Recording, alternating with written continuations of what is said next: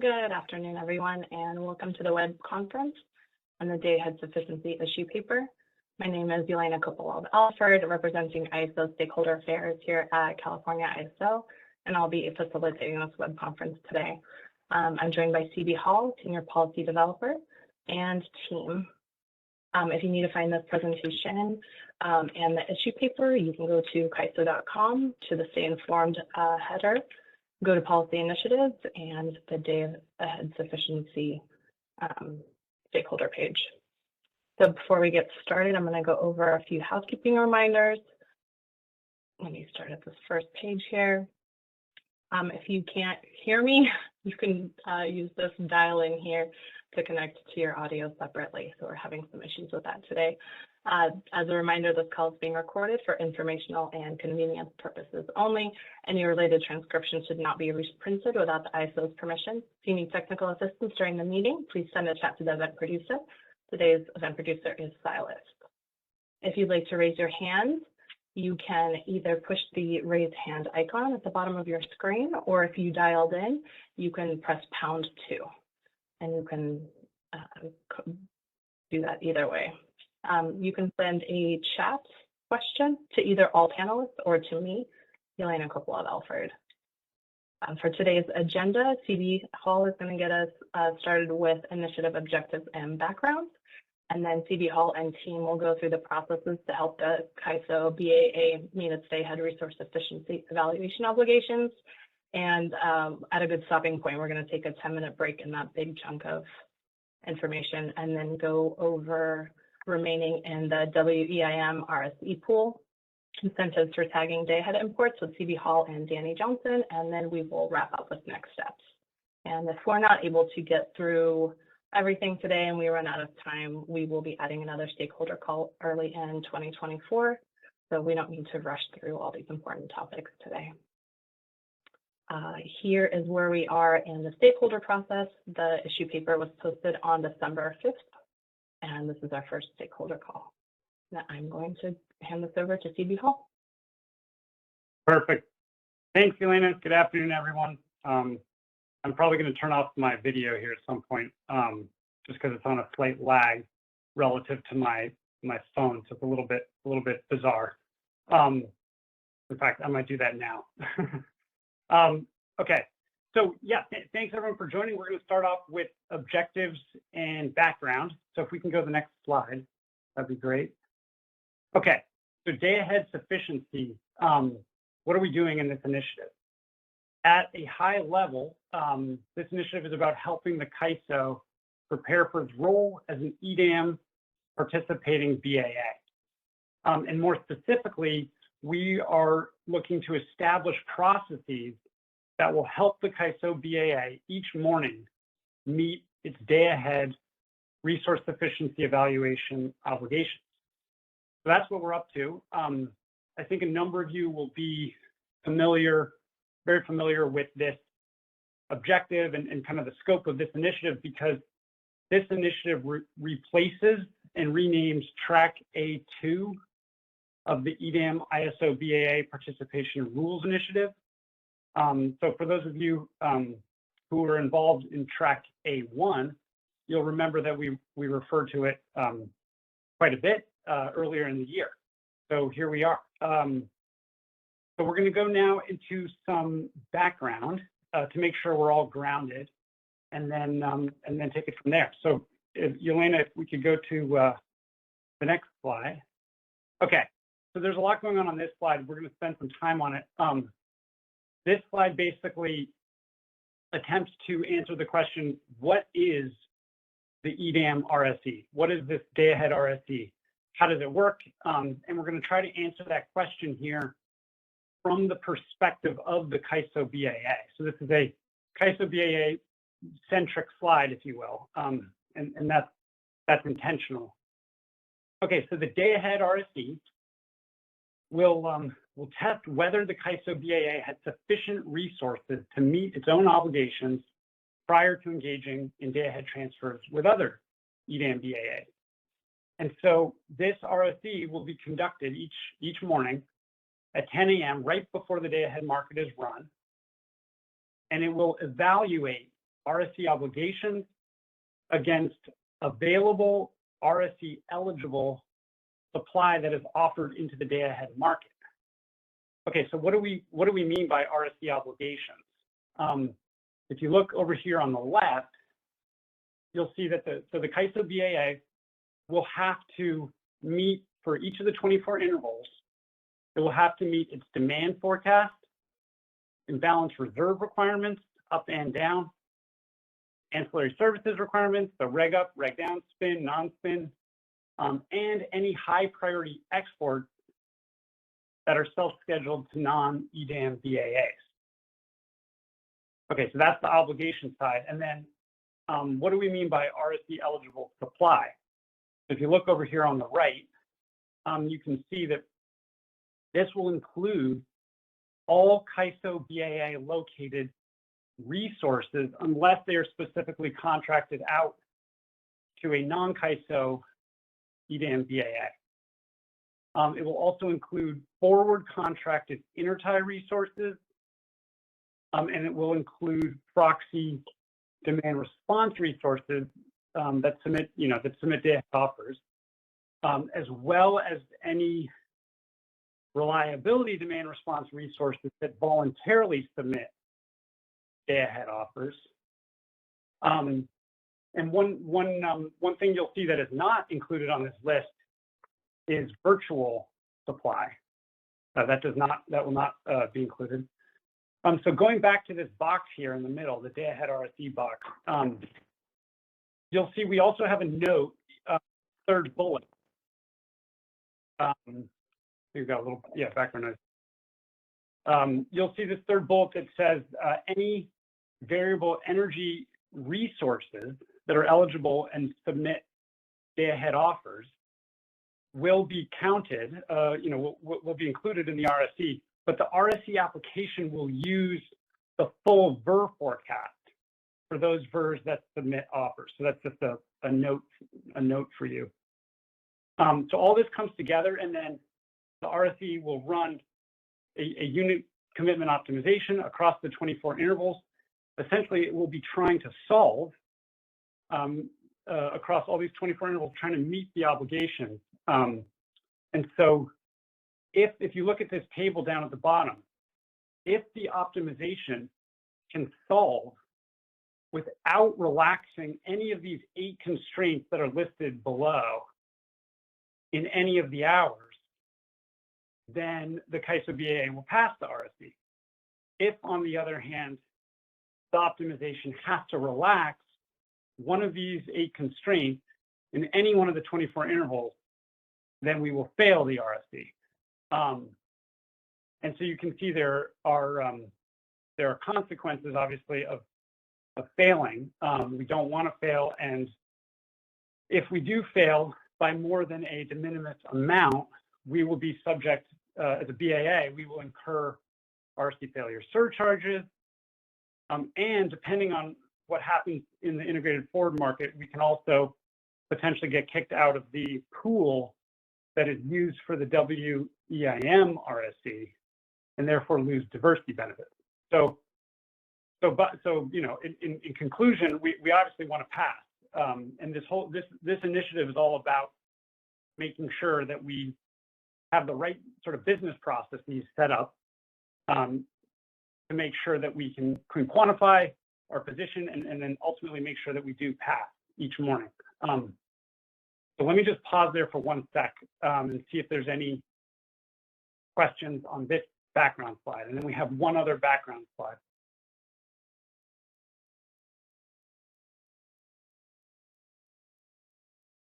Somebody had their hand up and it's down now. There's no other questions in queue. Okay, great. Well, okay. Oh, we have a hand from Patrick Cunningham.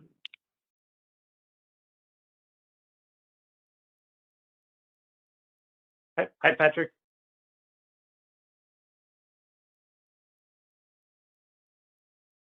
Hi, Silas. Can you go ahead and unmute Patrick?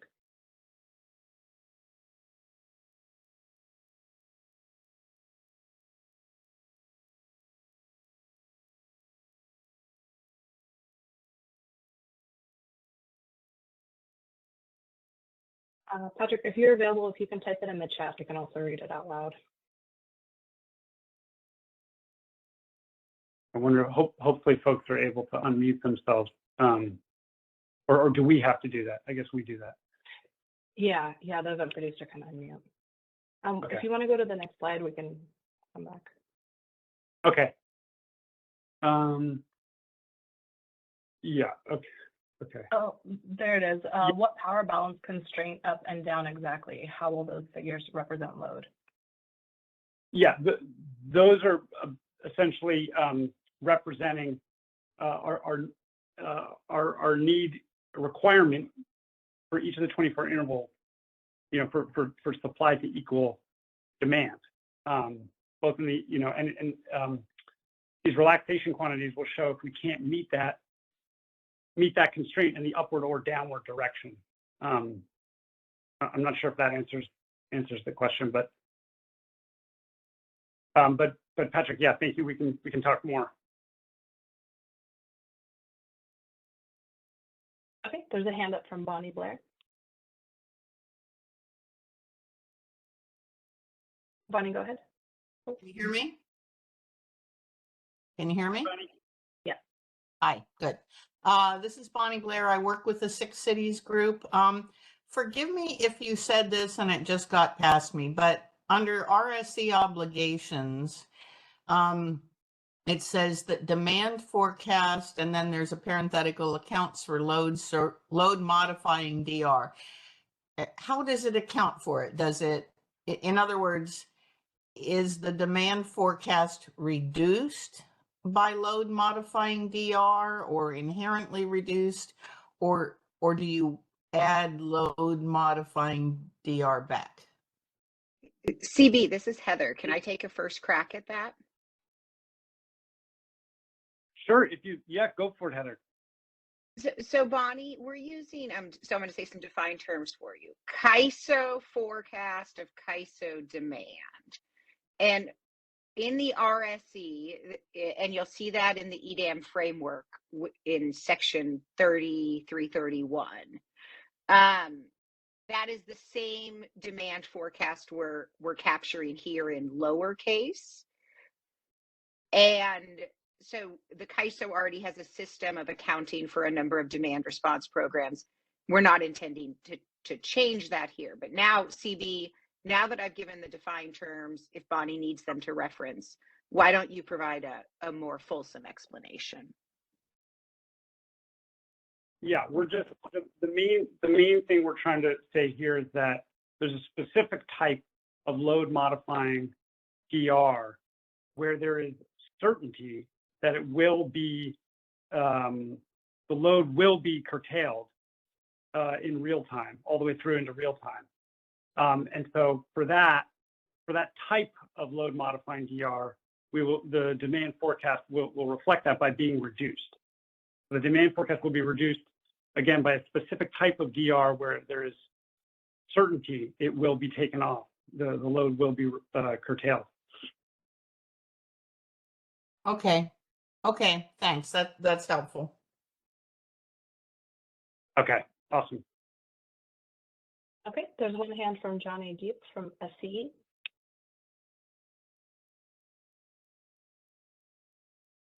I'll touch a little bit more on the DR comment that you just made, that it would only count based upon if the DR is used. So from my knowledge, RDRs are only used when there is a EA watch declared. And so that essentially, and this is more of a comment, that essentially just eliminates RDRs from ever being included in the day-ahead market, because from my knowledge, EA watches are typically called on the day of. So Yep. Yeah, John, absolutely. John, so this does not, this parenthetical here, it definitely is not referring to RDRR. We actually have a whole section devoted to RDRR. We're going to talk about that. I don't know, Jill, if you want to chime in here to try to describe a little more clearly what we mean here by load modifying DR. It does not include proxy DR. It does not include RDRR. It's a very specific type of DR where there is clear certainty that the load will be curtailed in real time. That's correct. I think you expressed it very well. It's not on the supply side when we start talking about demand response on the supply side of the equation. That would be our PDR resources, proxy demand response resources, as well as our reliability demand response resources. We are specifically talking about the load modifying, those load modifiers. And CB, you expressed it very well. This information is clearly communicated to the ISO, these load modifying quantities, and they are certain to be curtailed for the next trading day. So this is what we're specifically talking about here.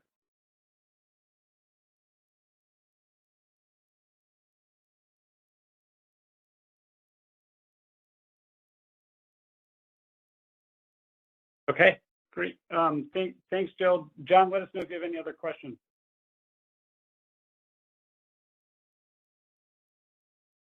Great, will do. Thank you.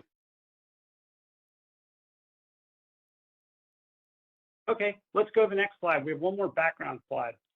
And again, we can come back to the other slide if people think of more questions. Okay, so this slide shows the timeline, the Day-Ahead RSE timeline. And again, this is from the perspective, it's kind of a CAISO BAA centric slide intentionally. But you can see here that the RSE will be run every half hour from 6 a.m. to 10 a.m. The one at 10 a.m., where you see the blue dot, is the binding RSE. That's the one that counts. All the other ones are advisory RSEs. They're for information only. They're there to help BAAs, and this is part of the EDAM design. They're there to help BAAs track how they're progressing as the morning unfolds, how they're progressing towards being able to meet that ultimate 10 a.m. binding run. So these are helpful runs. For the CAISO BAA, we have flagged the 9 a.m. run as a particularly helpful run. We think this is probably going to be the most helpful one for us.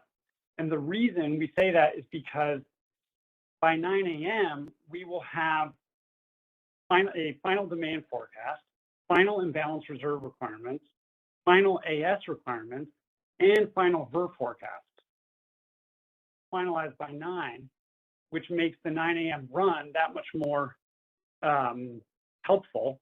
The other thing is that if we do see a shortfall in this 9 a.m. run, we still have time, some time to take action and to address the shortfall. Whereas if we wait till the 9:30 run, for instance, that's really getting too close, probably, to 10 to do much about it. So that's why we're kind of flagging this 9 a.m. run.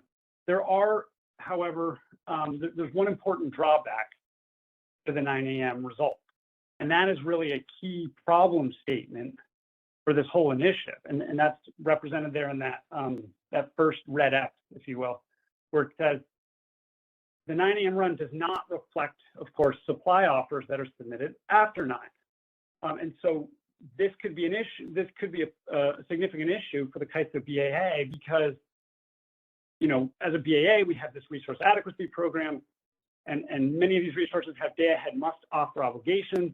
Those must-offer deadlines are 10 o'clock. A number of RA resources are also subject to bid insertion, which happens at 10. So for the CAISO BAA, there could be pretty significant volumes of supply that might come in between 9 and 10. So that's one issue. The other issue that we've just highlighted here, not nearly as big of an issue, but it's still something just to highlight, is that if there are high priority exports to non-EDAM BAAs that are self-scheduled and submitted into cyber after 9, those self-scheduled volumes also will not be reflected in the 9 a.m. run. And that's important because those volumes will increase the RSE obligations for the CAISO BAA. So that's just a note and something we're going to want to talk about as well. So this is really kind of like a problem statement slide, if you will. I'll pause here, see if there are any questions, and then we'll go into the first chapter.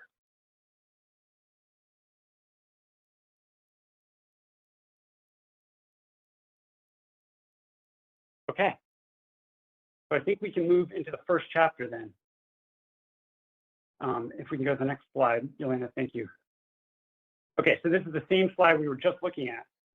What we want to do here is just ask a question. For this first red X, if you will, how big of an issue? How big of an issue is this? That's the question. Like, what portion of RA capacity submits offers after 9? And so to answer that question, let's go to the next slide. Okay, thanks, Yelena.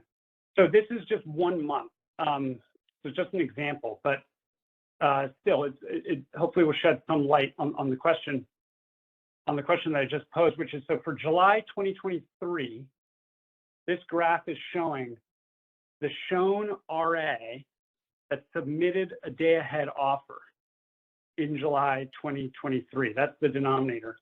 And you can see that across those 31 days in July, of the shown RA that submitted an offer, roughly 75% of that capacity was submitted by 9 a.m. So 25% was not, roughly. And you can see the 25% is mostly gas. And then you can also see storage in turquoise there, I guess, and then hydro in pink are the next two categories.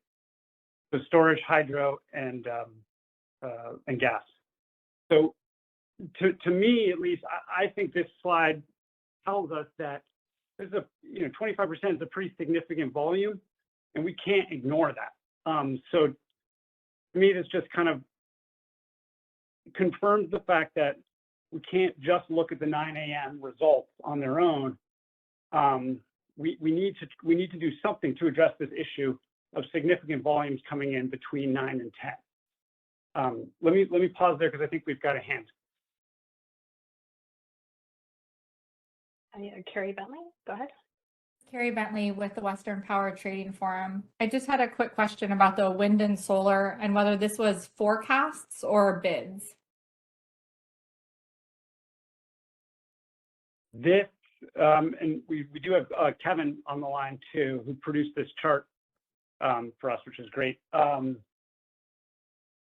do you remember? I think this is shown RA. So is this the? Yeah, I don't know the answer to the question. Okay.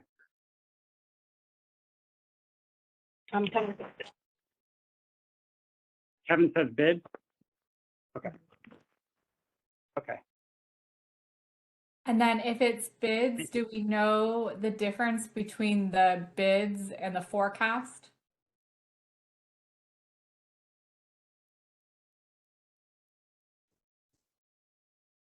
CB, do you want to handle how VERS are going to be accounted for in the RSE and in answering the question?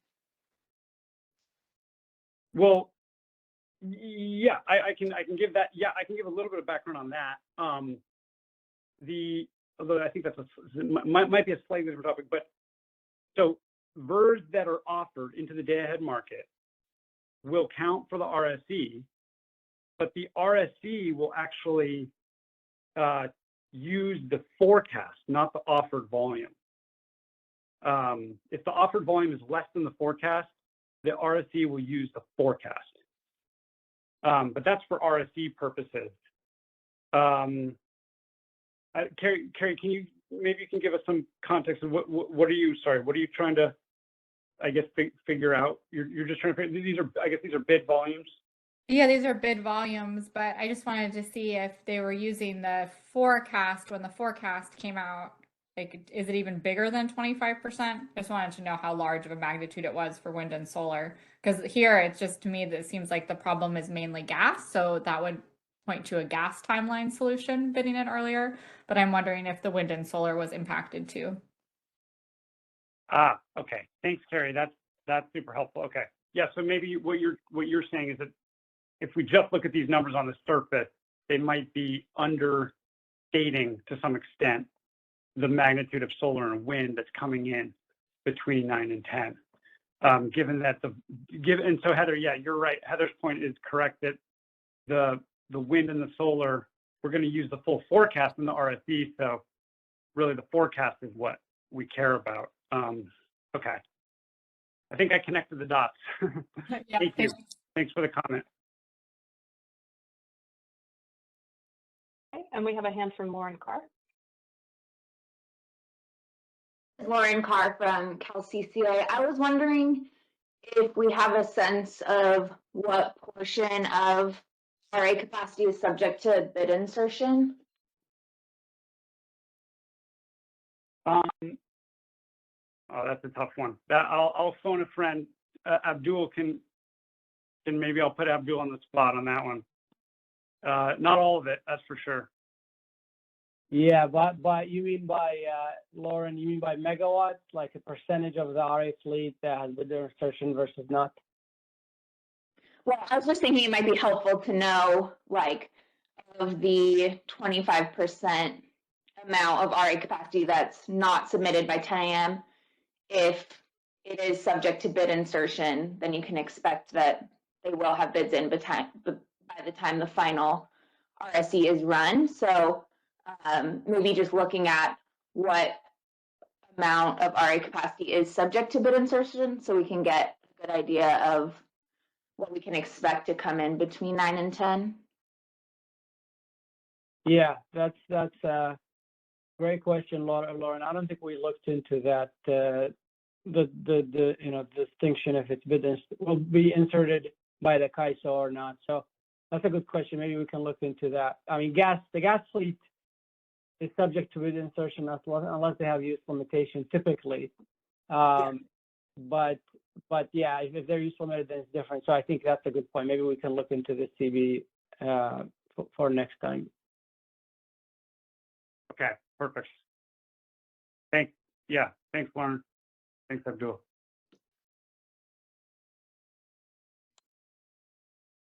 But yeah, the conclusion, at least one conclusion of this slide, just at a high level, right, is that if you take July 2023 as an example, there's for the CAISO BAA, we have fairly significant volumes of supply that is being offered after 9. So that's the main conclusion from this slide. So we need to figure out a way to address that at 9 a.m., right? We can't just ignore these volumes. So what do we do at 9 a.m. when we're trying to figure out what our position is? So if we can go to the next slide, Yelena, that'd be great. Okay, so here are 3 ideas to mitigate this issue that we just discussed. And I'm just going to run through these ideas and then I'm going to stop and we're going to talk about these ideas. The first is for RA resource scheduling coordinators to submit day-ahead offers by 9, with the ability to make updates all the way until 10. Oh, and by the way, I should mention that these ideas are not mutually exclusive, right? We can also just keep that in mind. We might think about some combination here of these ideas. But the first idea, yeah, SCs submit day-ahead offers by 9. If to the extent that can happen, that would obviously resolve the issue that we just highlighted. The second idea is for the CAISO to do bid insertion for RA resources at 9 instead of at 10, or maybe it would be in addition to 10. But this one is tricky because of the question that was just asked. Like bid insertion doesn't even cover all the RA resources, so that gets a little tricky. I think with this second idea, we would try to use the existing rules as much as possible, and we would just apply them at 9 instead of at 10. That's kind of the idea here. The third idea is for the CAISO to quantify volumes that we expect from RA resources between 9 and 10, and then use those in conjunction with the advisory RSE results. And then we have this footnote here about potentially needing to do this for high priority exports as well. But these are the 3 ideas.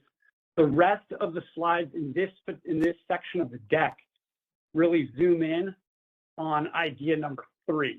But before we go there, let's stop and let's see what folks are thinking about these 3 ideas. This is an important slide. We really do need feedback on you know, these ideas or others if you have them.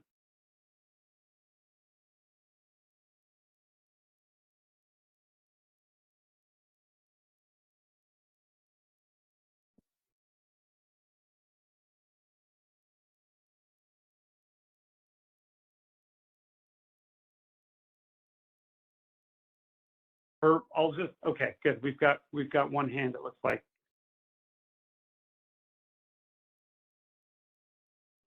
Let's go to Trisha Glover. Trisha, go ahead. I mean, one of the things that I'll just say in general, which I've reported in other public comments, is that I think as we're looking at this and mitigating the shortcomings, one of the things that will absolutely help people to know, have a better idea of their resource stack is to get an updated day ahead forecast much earlier than 9 a.m. I think if we could get that updated forecast from CAISO for the day ahead somewhere, I don't know, between 6 and 7 a.m., that gives us some time to make trades and move things around and get things submitted a little bit earlier. So, I mean, I think that, you know, that would be one of the first steps I would recommend. Hi, Trisha, can you, sorry, can you help me out just a little bit? Which particular forecast are you saying you would want earlier?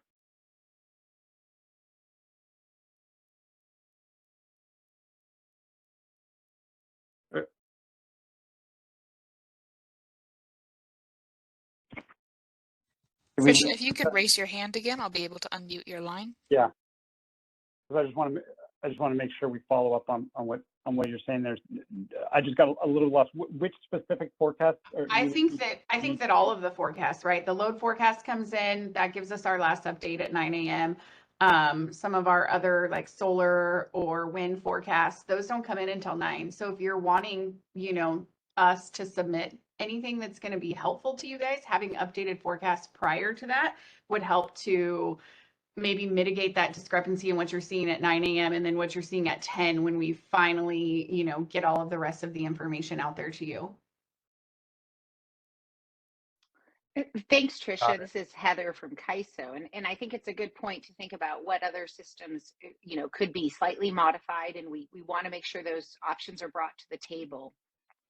But we also want to be realistic that if we don't see those type of movements, just again, a call for feedback on the ideas here that CB has put forward on the slide, especially number 4. And I think that's right where Trisha's idea falls.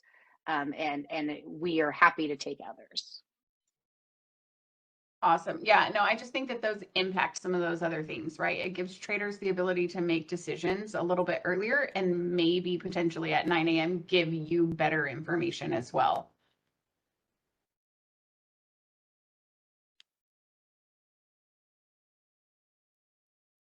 Got it. Thank you.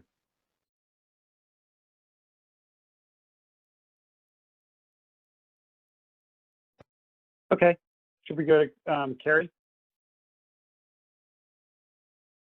Hey, this is Carrie Bentley with WPTF. 2 questions. The first one is, I know I glanced at the rest of the deck and it seems like it's all on 3, but I'm wondering if a combination of these could be appropriate. Whether you start to do bid insertion first at 9 a.m. and then you just quantify the remainder.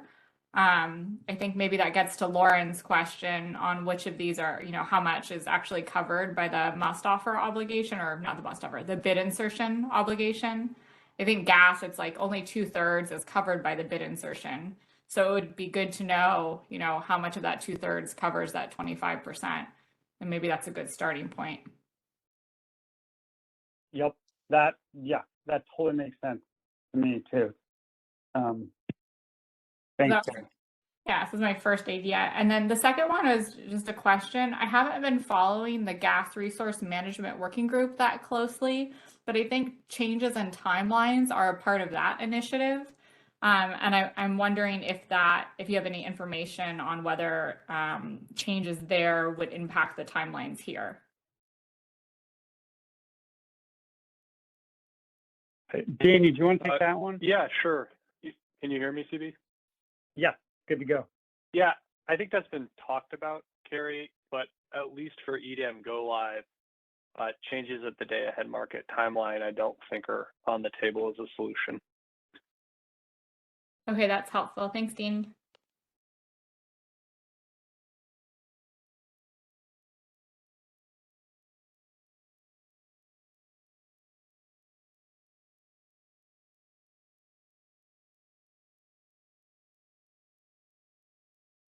Okay. There's no other questions in queue. Okay, so what we're going to do now is zoom in on idea number 3. And some of this is a little bit tedious, so I apologize in advance. So bear with me, but we're going to dive in here. So if we can go to the next slide, Yelena, that'd be great. Okay, so how would the CAISO BAA, how would we quantify volumes that we expect from RA resources? And we've got two approaches that we put forward for consideration. One is called we're calling the hourly approach, and one is the daily approach.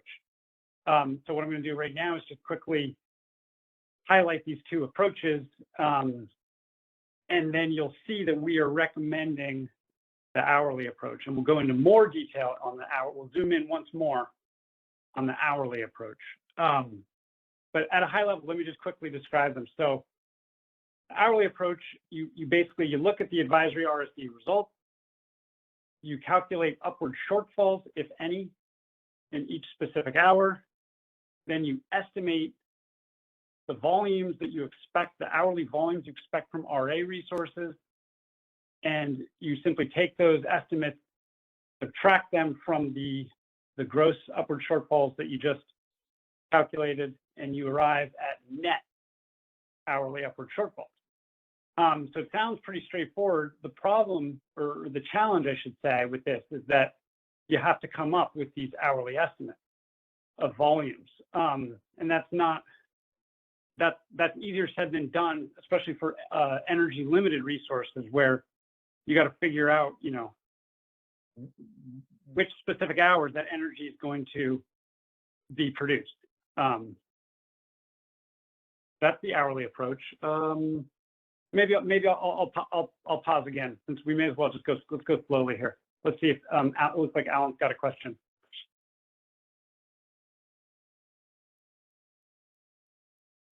Hear me? Hi, Alan. Hi. So I wanted to ask this question before, and this slide brought it back up. On slide 7, this seems to conflict with something that you posted on slide 7, where you noted that if CAISO fails any of the constraints, violates any of the constraints either in the upward or downward direction, that would count as failing the RSE. But here it seems to be, and this is consistent with my understanding, that you're only concerned with upward violations of the RSE. Yeah, thank you. Yeah, Alan, that's a great observation. That's a great point. That is basically what you said is correct. I mean, Okay. The solutions that the ideas that we're putting forward here in the issue paper, you're right, are focused on upward shortfalls. We didn't really tackle downward shortfalls as much. So that's the short answer. I don't know, Danny, do you want to jump in on this one? Maybe do you have thoughts on Alan's question, because I think it's a good point. I would thank Alan for pointing it out. When we've thought about this, it seems to us that the upward shortfalls are more problematic. The downward shortfalls would be more associated with very large volumes of self-schedules in our market. which across the 24-hour optimization could lead to some of the downward surplus variables taking a value. If this is a concern, which you're pointing out it is, I think we can give more thought to this and what the expected course for the ISO potentially curing a downward shortfall would be. I would hope, though, it might be a little more straightforward than trying to cure an upward shortfall. And remind me, because it's been a couple of months since I read the EDAM issue paper. Are there penalties for the downward shortfall? There are. They're not as significant as the upward shortfall. Okay. Okay. Thank you for clarifying. This is Heather, just to level set. The downward shortfall is just at the LMP, and then the upward shortfalls is where we see the tiers and magnitude amplifiers. Okay. That's why I thought that the tiers and the magnifier only applied to the upward shortfalls. Okay.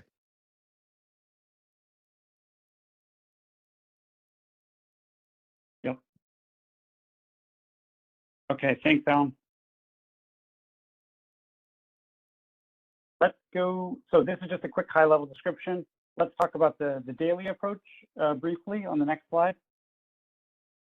Okay, so the daily approach, same sort of concept. You start with the RSE results, the advisory RSE results, I should say.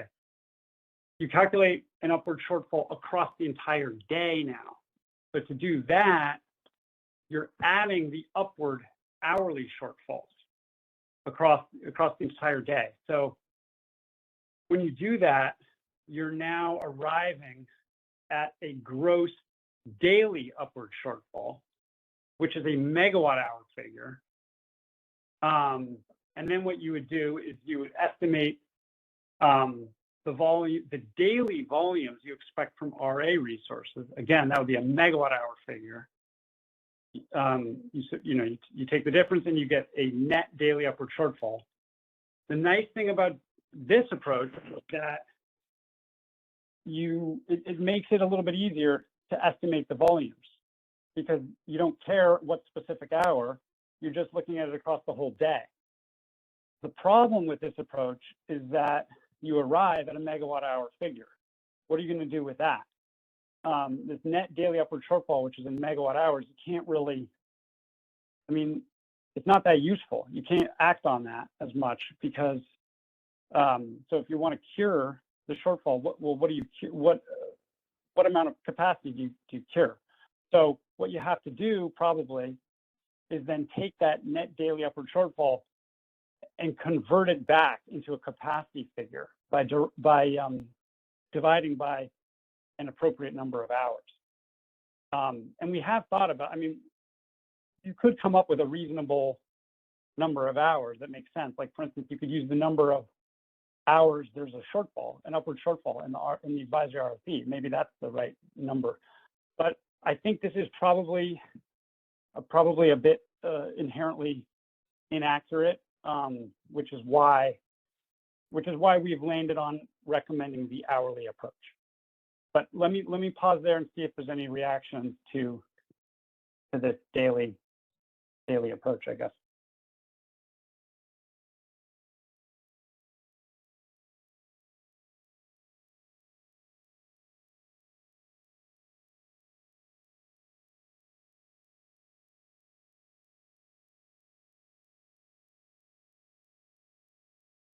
Okay. If there aren't any, that's totally fine. And because we're going to move on anyway, we're going to go, we're going to zoom in once more now on the hourly approach. And this, I kind of regret including this slide in the deck to some extent because it's a lot of words and kind of repetitive. So I'm sorry about that, but just bear with me on this slide. It just gives a little bit more detail. So four key steps here. The first step is, again, start with the advisory RSE results, calculate gross hourly upward shortfalls, if any. And you would do this by summing the upward constraint relaxation quantities. So that's an important point. So let's just say there's in a particular interval, there's an upward power balance constraint relaxation and an upward imbalance reserve procurement constraint relaxation. You would sum those two things. You would add those two relaxation quantities together to get a total upward constraint relaxation quantity for that specific interval. So that's what we're saying. You can add the upward constraint relaxation quantity. Okay, you do that for all the hours in which there are upward shortfalls, and then again, you go find the list of shown RA capacity. You filter out any capacity that is already submitted a day ahead offer as of 9, because of course we don't want that stuff because that's already reflected in the 9 a.m. results. You get rid of that. You look at the remaining list of shown RA capacity and you use that list to produce estimates of upward hourly volumes. You take those estimates and you subtract them from the gross shortfall that you calculated in step 1. And the result, of course, would be the net hourly upward shortfall. So that's the approach in a little bit more detail. And of course, step number 3 is really where the fun begins. How do you produce these estimates? And that's what we're going to get to in the next slide. Any questions on this slide before we get to the final slide, I guess, of this section?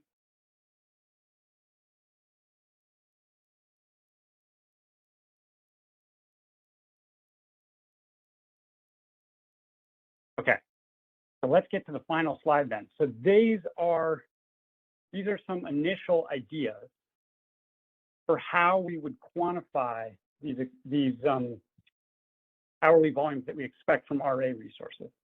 And so we've got it broken down by resource type. And again, these are just ideas. So yeah, would love your feedback on these. One thing you'll see right away is that there's a theme that runs through this table here. You can see, like for thermal resources, shown RA, net of hourly outage volumes. And that really should say hourly outage or derate volumes, outage/derate volumes. That's kind of the basic theme. Whatever you're quantifying, it better be available. So, so that's why you see the outage verbiage throughout this table. So we've got that as a starting point for a number of these resource types, like thermal, flexible hydro, with reservoir capacity, hydro pump storage. You can see the hydro run of river. A better estimate might be to use yesterday's day-ahead self-schedule. For wind and solar, we're saying let's use the hourly VER forecast, net of outages. And then we get to proxy demand response. Here we're saying let's use the shown RA value, but apply, I really should say apply, not distribute, apply it only to a limited number of hours. Probably maybe a good starting point is 4 hours, because I think proxy DR is required to at least be able to produce for 4 hours. Then we've got the forward contracted imports, or if you will, these registered RSE eligible imports. And here we're saying let's use the daily shown RA value that is shown to the CAISO. That might be a good starting place. And then we get to energy storage, and we've got 3 different ideas here. So I'll walk you through these few ideas, and then I'm gonna stop and would love your feedback. So for energy storage, the first 2 ideas that we've got is let's take the shown RA, multiply it by 4, which gets you really to a shown energy, a megawatt hour figure. And then the question is, how do you distribute that energy across the 24 intervals? What's the right way to do that? And the first idea, you can see, we're saying let's distribute that energy across the intervals using recent discharge award profiles as a basis to do that. Now that brings up some other questions like, what do we mean by discharge award profile? Is that a resource specific discharge award? Is it a fleet wide average? And also, what do we mean by recent? Is that yesterday's? Is that maybe a better thing is last week's? Like today we're on Monday and we're doing this for Tuesday. Maybe we use last Tuesday's profile maybe that's instead of using Sundays. Those are the kind of conversations we want to have with you. The next idea here, you could take the energy and distribute it to the hours that have upward shortfalls in the advisory RSE. Maybe that's a way to distribute the energy. And again, all of this would be net of hourly outage volumes. And then the final idea for storage here is to use the D+2 RUC results from yesterday, which, because yesterday's RUC also looks forward 2 days and produces essentially a forecast for tomorrow. Yesterday's RUC produces a forecast for tomorrow. So that's what we mean by D+2 results. I'm going to stop there and just see if we've got reactions or additions from the CAISO team as well, if folks want to jump in. Okay, there's a hand raised from Luke Tugat.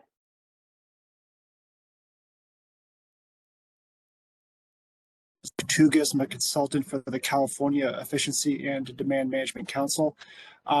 Thanks for this presentation. Regarding the proxy DR, you had indicated that the methodology would focus on the shown RA values of the PDRs.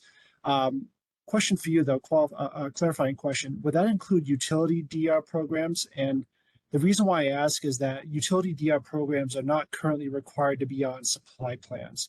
And so third-party DR is, in the form of bilateral contracts, but so it's not clear if you would also include the credited utility DR as well. Jill, can you help me out with that one? Because I get sometimes confused with this terminology. Sorry about that. Right. No, not at all. Yeah. Not your fault. That's a correct statement. There will be PDRs that are not shown on supply plans.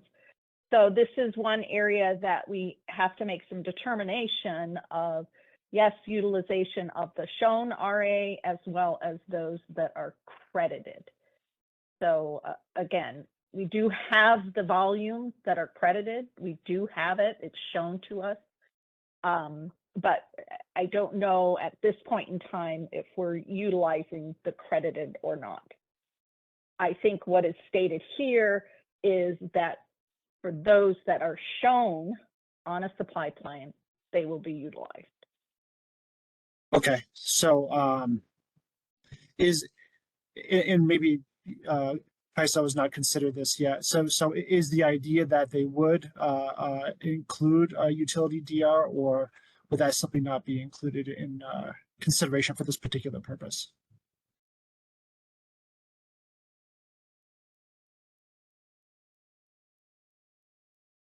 Or maybe you just haven't got around to thinking about that yet. It's a bid into the market. I think this is a secondary. We're talking about volumes beyond what has been submitted for bids. So exactly. Maybe, yeah. Yeah. Thank you. Yeah, Jill. Exactly. What we're trying to do here, we're only trying to estimate the volumes that are required to be submitted per RA must offer obligations. And so we're trying to estimate volumes that are required to be submitted and that we think will be submitted between 9 and 10. With the caveat that wind and solar don't technically have day-ahead must offer obligations, but we're assuming here that they will submit by 10. So we're including wind and solar, but all the rest of these have requirements to be submitted by 10. So that's why we've got a row for proxy DR, because it's RA and supply side. Okay, thank you. That clarifies it perfectly. Thank you. Okay, awesome. I think We've Doug is got a next. hand from Doug. Yeah, Doug. Yeah. Thanks, Elena. For the Bay Area Municipal Transmission Group. I'm struggling a little bit because I think the purpose of doing this and making this estimate is to then make a decision about whether you're going to need to do something to mitigate, the potential failure of the RSE. Is that right? I mean, because at 10 a.m. you're going to know. Thank you for asking that question, because that is, sorry, I should have made that more clear. That's a critical objective here. Like, the whole reason we're doing this and going through all this trouble here is because we want to make sure that at 9 a.m. we have as accurate a picture as possible of what our RSE position is, so that we can take action accordingly and potentially cure if we need to cure. We don't want to cure if in fact we don't need to, because we've got all these volumes that we think are going to come in from RA. Yeah, and I guess because of that, I'm just wondering if we should be considering an approach sort of similar to what you're doing for the VERS, where you're making a forecast of what bids you're anticipating you're going to receive, and maybe do that for all resources. Because yeah, VERS is easy because you're actually creating a forecast, so that's already happening. But here you're talking about doing all kinds of approximation potentially. And I wonder, like, for some of these other resources, especially like hydro, you may have a pretty good expectation that there's going to be bids above the RA quantities just based on similar days that, give it would be different depending on the hydro conditions that you're in on that particular day. But I don't know, it just seems like we might be better served by trying to come up with some way to make a forecast of what bids might show up. Or, what's the consequence, right? If we fail the RSE at 10 a.m., yeah, then we're not part of the pool, and there's some consequences there. So maybe we're trying to avoid that, but I don't know. It just seems like maybe going the other direction and getting people to submit bids earlier might get us, like, if we start to actually see bad consequences from failing, there would be incentives for all the scheduling coordinators who are going to bear the cost of failure to get more accurate estimates of the bids in there sooner. So, Doug, if I may, one at least from my perspective, I don't think we can wait till EDAM go live to see how we're doing. We need to have processes to make sure we don't fail. I think that's a core principle of EDAM, is that so I don't know, Danny, do you want to jump in on this one? I Sure, CB. Yeah. Yeah, I think Doug highlighted one of the consequences, which would be staying in the pool and the WEIM and retaining the EDAM diversity benefit. The other one is a surcharge for an upward failure that is a multiplier that is dependent upon the size of the failure, but is indexed to the price of a 16-hour bilateral block of energy. The intent was to ensure that the EDAM doesn't present an opportunity for any BAA to not be sufficient on their own prior to participation. So our curing would be, as the CAISO BA, in an attempt to avoid that surcharge, as well as being a good neighbor and member of EDAM. Yeah, and that's really important. And I guess that's what I'm worried about, though, is because the failure consequences are kind of high. If we then there's going to be motivation to make sure we don't fail, and maybe be like too pessimistic in coming up with these estimates? And, because then there'd be a cost of taking steps to, get, exercise backup resources or whatever that maybe weren't really needed if then all of a sudden at 10 a.m. the bids do show up. I think we're in complete agreement with that statement. And I think that's why we're trying to approach this as, what does everybody think is the best way to try to estimate or get the most accurate information possible to make these decisions? Because we are totally in agreement that we don't want to be over responding and maybe curing when we don't need to.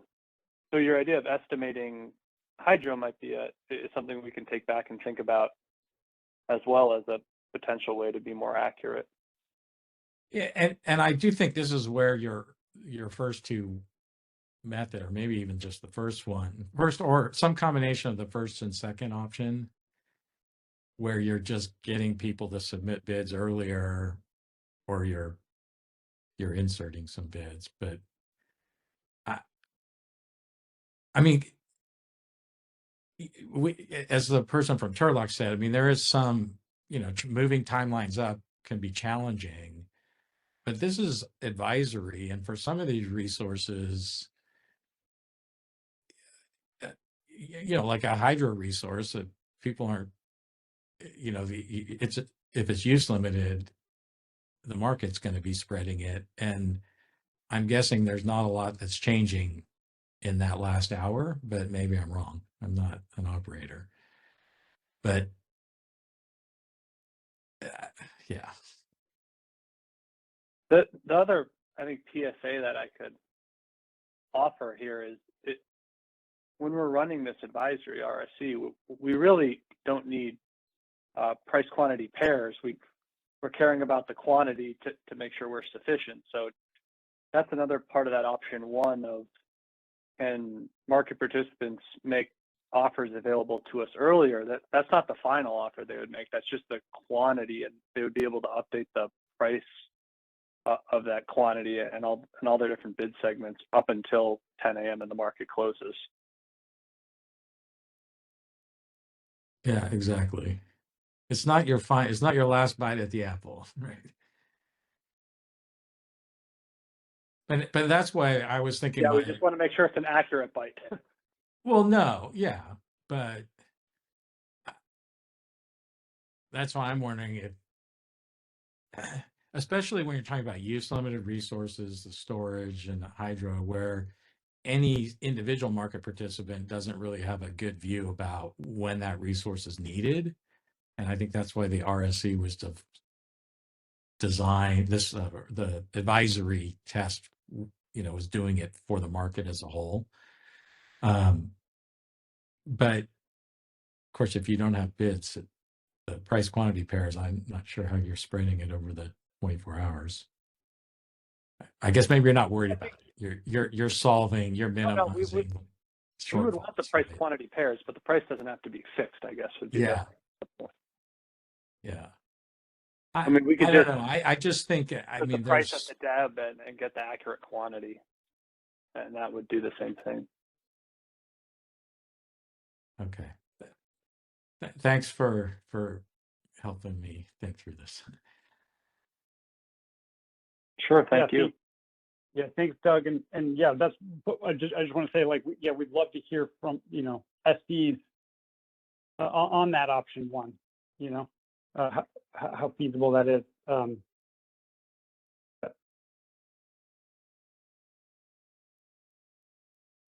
Okay, maybe we can go to the next question.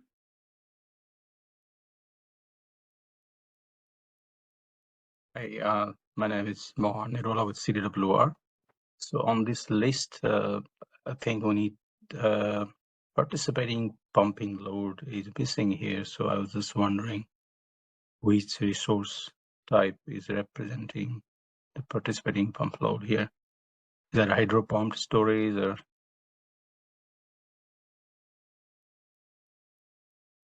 Got it. No, it's missing. Yeah, thanks for flagging that. Okay. That may need to be considered.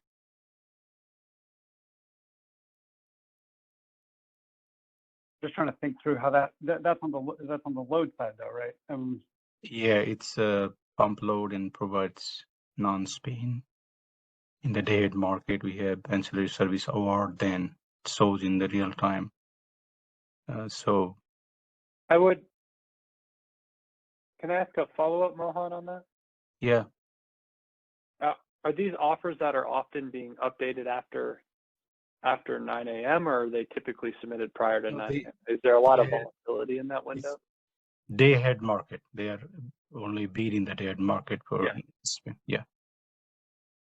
So outcome. What I'm wondering is, like, are the offers coming in at 9 and then being updated through 10 a.m. or are they fairly fixed on the pump I think the pump load side? It depends, depending on the water demand, it can change, but I think in the day-ahead market participation probably represents most of the time.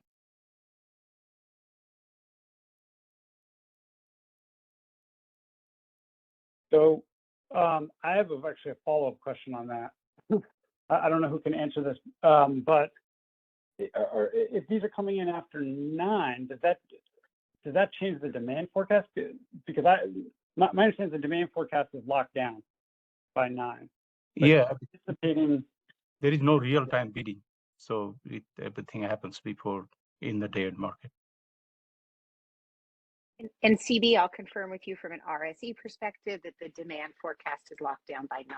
So I think for this one, I think we definitely have a follow-up to do. So thanks to Mohan for raising it. And I think it's to really investigate what we can expect or what we need to look at between the hours of 9 and 10. And to Doug's point earlier, and I think CB, when he presented the slide, it's really might be a combination of actions of encouraging bids in the market by 9 a.m. to reduce the need for the estimates you see on the screen here. Exactly. Yeah. Thanks, Heather. And my follow-up question is, how do you get the net of hourly outage volumes? Is that based on OMS approved outages, or how is it held? Yeah. Oh, well, I'll let Abdul can talk more about this, I think, or George. But yeah, the RSE application. Sorry, this is not RSE. This would be our own quantification here, but we have this information in, I think, OMS. Okay. All right. Thank you. Correct. Yeah. This is going to be based on outage D rates submitted in OMS at that time. Yes. Thank you.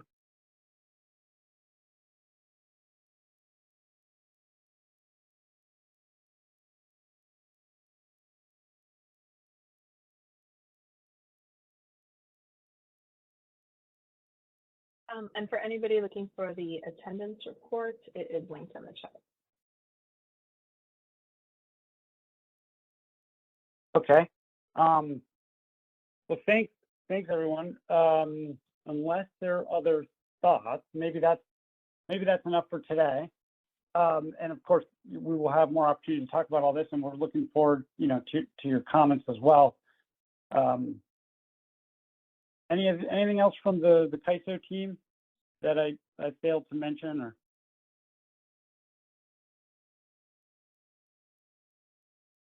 All right. Let's go to the next section, and maybe we'll do this section and then take a break before the other sections. How about that? That's what I'm thinking. We'll see how long this goes. So this next section is all about reliability, demand, and response resources. And to tee up, actually, Elena, maybe you can just go back one slide, one section before. So before we, thank you. Yeah, so just to tee this up, the question for this section is, if at 9 a.m., the advisory RSE results show that we are short in a few intervals, let's say, and then we look at the volumes we expect from RA, and even after taking those into account, it looks like we're still short in a few intervals. The question is, do we want at that point to try to account for available unoffered reliability demand response resources? Is that an appropriate thing to do? So that's what this section is all about. We're about to get into that. So now maybe we can go forward. Thanks, Elena. Okay, so just some background here. There's some relevant characteristics, I guess, around RDRRs. RDRRs are supply-side demand response resources. They are not reflected in the CAISO BAA's demand forecast. They are RA resources. They're managed by the PUC jurisdictional IOUs. They can voluntarily submit day-ahead offers, but they're not required to do so. And of course, if they are submitted, they will definitely be counted in the day-ahead RSE. They are required to submit real-time offers, but those offers will only be released into the ISO's real-time market in conjunction with a transmission emergency, EEA, watch, or other EEA notice. So that's just some background. So now let's put forth an idea of how we might be able to account for RDRRs that are not offered by 9 a.m. voluntarily. So if we go to the next slide. Thanks, Elena. Okay, so here we go. This will take a little time to get through. So we're saying if the CAISO BAA at 9 a.m. expects an upward RSE shortfall in a particular interval, and that upward shortfall is based, again, it's based on the 9 a.m. advisory RSE result. It's net of any volumes that we expect from RA, as we just discussed, potentially also adjusted for this high priority export volume. We can talk more about that later. And if the CAISO BAA is expecting EEA conditions in real time, then the CAISO BAA could reduce its RSE obligation for that interval by an amount equal to the minimum of A and B, where A equals the expected upward shortfall and B equals the quantity of available RDRR capacity that has not voluntarily submitted a day-ahead offer as of 9. And then it continues. Then the CAISO IOUs would also have to reduce their integrated forward market load bids in aggregate by an amount equal to the RSE reduction quantity. And furthermore, the CAISO would have to, BAA would have to reduce its RUC procurement target by an amount equal to the RSE reduction quantity. So this is just one idea of how these unoffered available RDRRs could be accounted for. However, there are some major issues with this idea. And that's what we want to talk to all of you about. So if we go to the next slide, Elena, thanks. Okay. So I really want to start with the first two, because the first two issues on this slide, I think, call into question this entire idea. And so we don't even need to get to 3, 4, and 5 unless we can first tackle 1 and 2. So 1 and 2. So what we're saying here is that there are reliability risks associated with this idea. The idea of reducing your load bid and your RUC procurement target during tight conditions is a risky thing to do unless there is certainty that those RDRRs will in fact be dispatched in real time. The problem is, I don't think we have that certainty. And this is related to statement number 2 here. In the day-ahead time frame, we may have some expectations of real-time EEA conditions, but we don't have certainty. And so let me pause there, because this is kind of the critical issue. How can we, is it even appropriate to account for these types of resources when we don't have that certainty, and it could exacerbate reliability risks?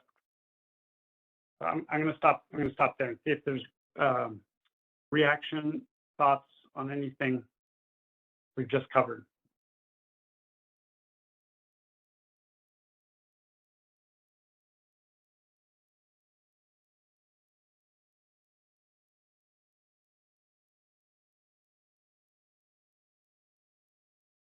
Okay, Colin next.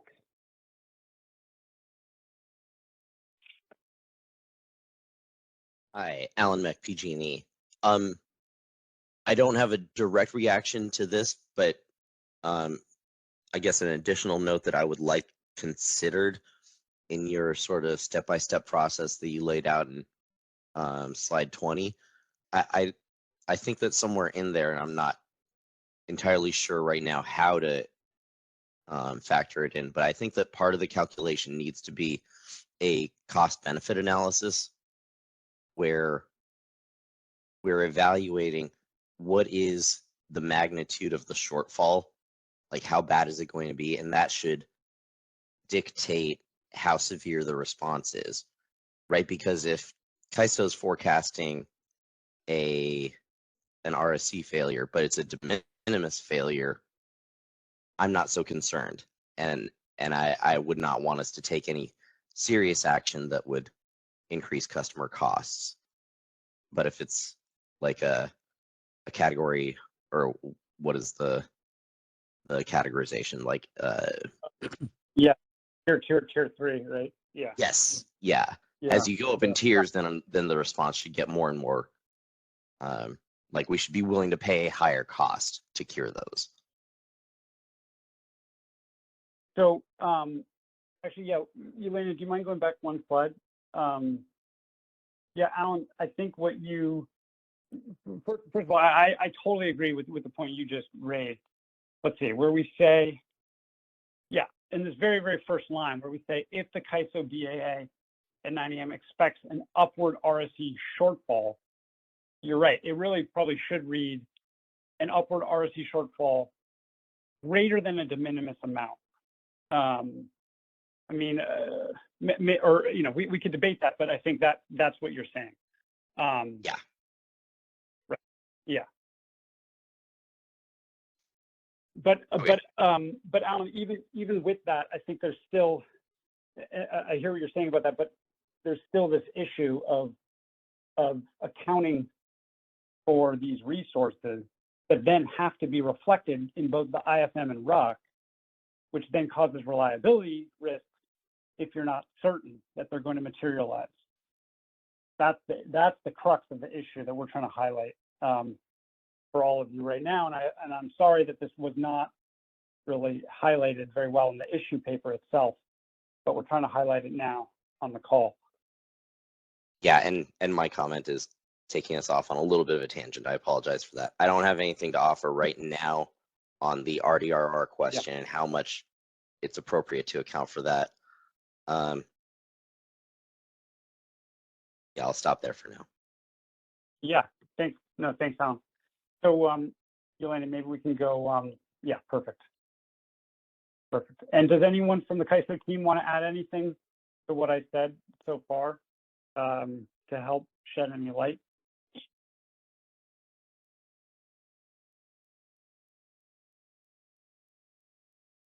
This is Danny with the ISO. I just kind of wanted to reiterate that the EDM policy does allow potentially for RDRR to be counted, but that policy was clear that only resources that would be expected to be used and DR that would be expected to be used in real time is what should be counted. So I think you did a good job, CB, of kind of highlighting the nuance here of how do we ensure that resources that are counted in the EDM RSE aren't the need to utilize them in the real time isn't reduced by EDM market results.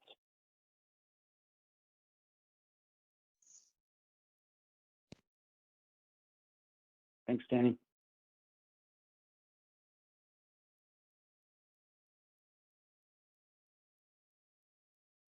Okay, well, while folks are, I guess, we'll just to give people maybe a couple more minutes, if they have anything. I'm going to just now briefly walk through these other 3 items on this slide.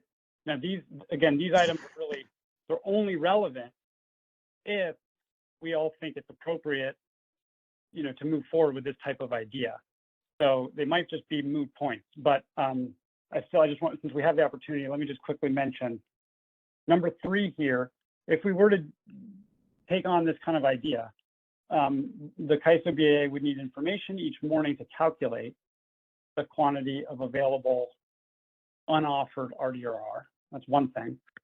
The other thing is that we would also want to confirm with scheduling coordinators that any voluntary supply, voluntary day-ahead offers would continue to be submitted before 9 a.m. I think that is the case today, but we would just want to confirm that that practice would continue because that would prevent RDR from being inadvertently double counted as both a supply and a reduction to the RSE obligation.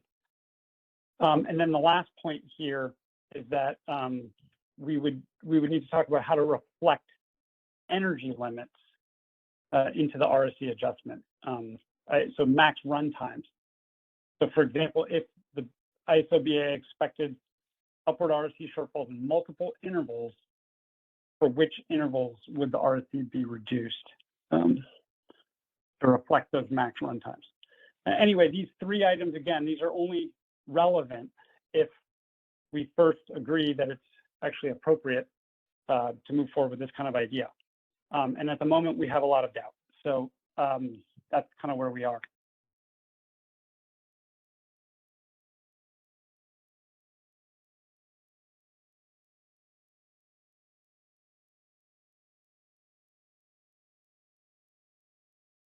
Okay, let's go.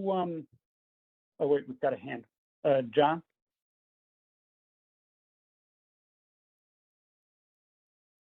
Hey, this is John. Yeah, and this is just kind of an idea. I don't, and it might be a dumb idea, but I know that during, I know that you can't really foretell, whether or not the following day it's going to be an EA watch or anything higher. One thing that you might consider is maybe flex alerts. I don't know if that's something that we could utilize to say whether or not we include RDRs or not. That's one thing that maybe we could consider since California does declare flex alerts. And regarding your number 5, reflecting energy limits to RDRs, they're typically used during peak periods. The last, I think, couple of years, RDRs were declared during those times. So I think maybe the application of those hours would be appropriate. So those are just my 2 thoughts. Thanks, John.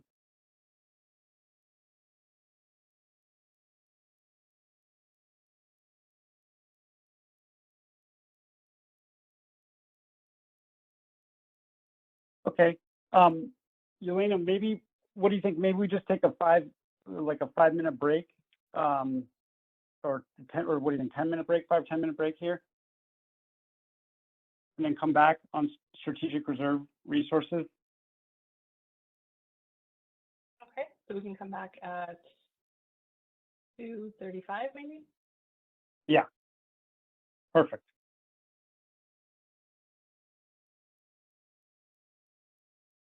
Okay, great. Maybe Your line.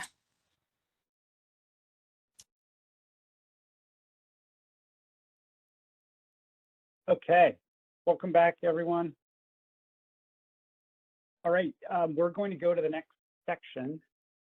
So, Yelena, if you don't mind flipping. Okay, so we're now going to talk about strategic reliability reserve resources.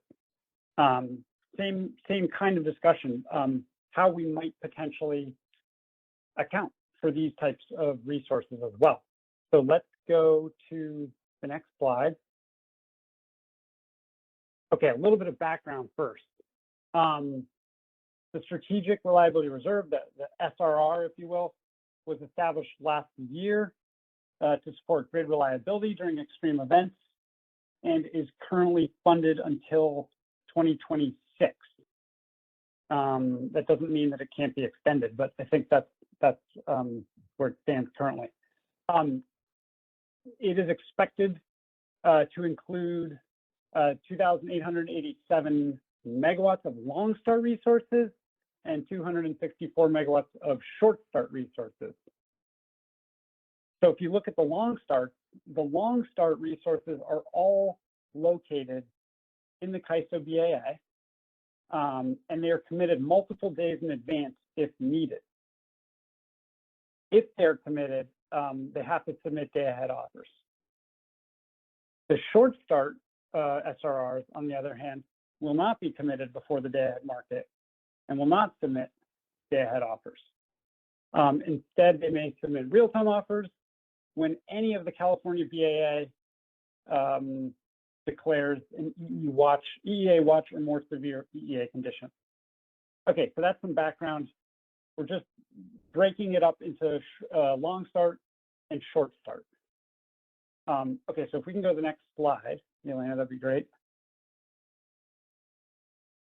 So now we'd love to talk to all of you about these two types and how they might be accounted for in the day-ahead RSE. So for long start SRR resources, we know that if they are committed, they must submit day-ahead offers. Therefore, I think there's a good argument to be made that they should be counted.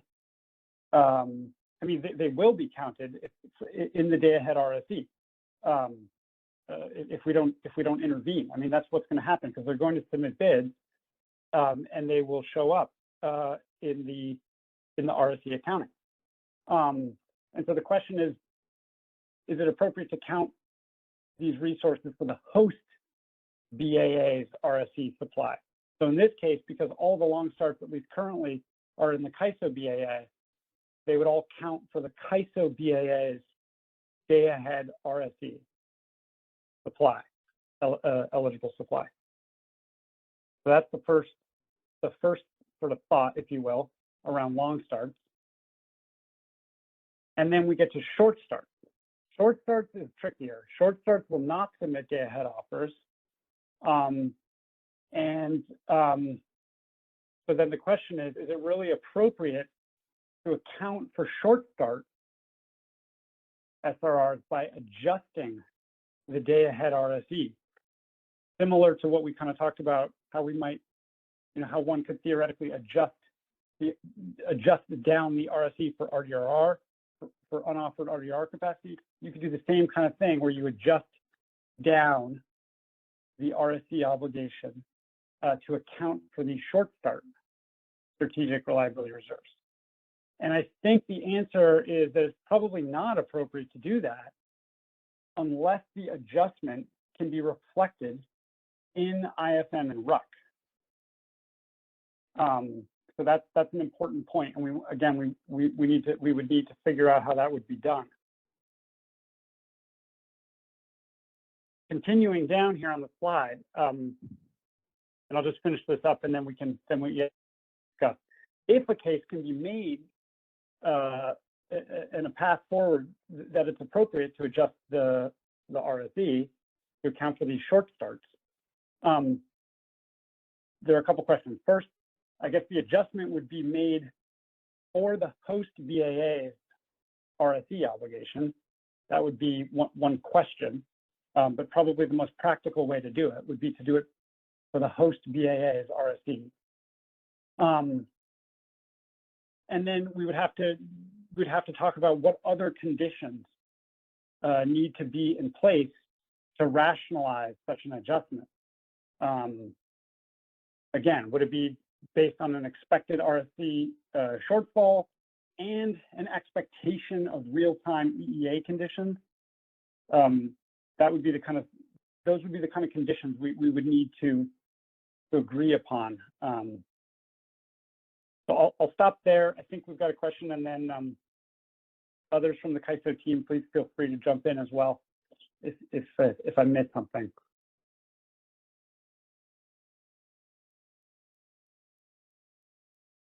Amex.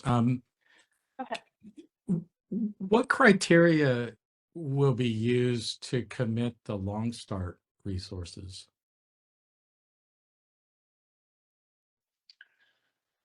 Michael, I think that might be a good one for Michael.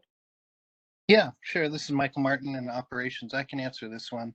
So we have an alert process. We actually are going to use that we actually use for the assistance energy transfer determination.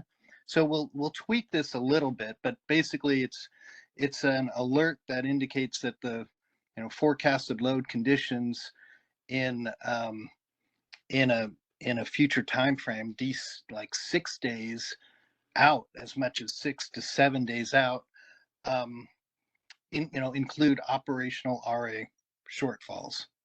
So we're building on the AET process. Because, thank you. I guess what I'm wondering is, could you use something similar for the short start, for whether you count the short start resources? And I think you could probably do something similar for the RDRRs, where the logic would be, I mean, if you're concerned enough that you're committing the long start resources, then are you likely to be in a situation where if you needed them, you'd use the short start resources in real time?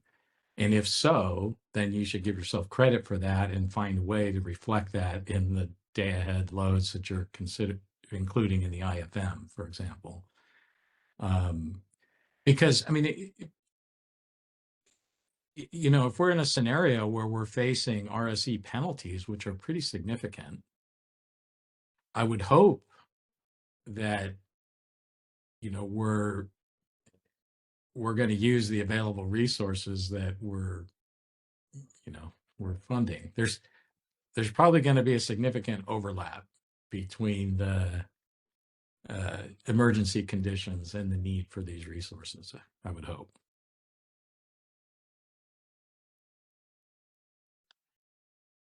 Right. And good point. I'm trying to think, the short start resources we have, the challenge that they are in day ahead, something that short is not a binding commitment, and that our real-time stock market can bring them on. So I think we'd have to go back to the team and think about this.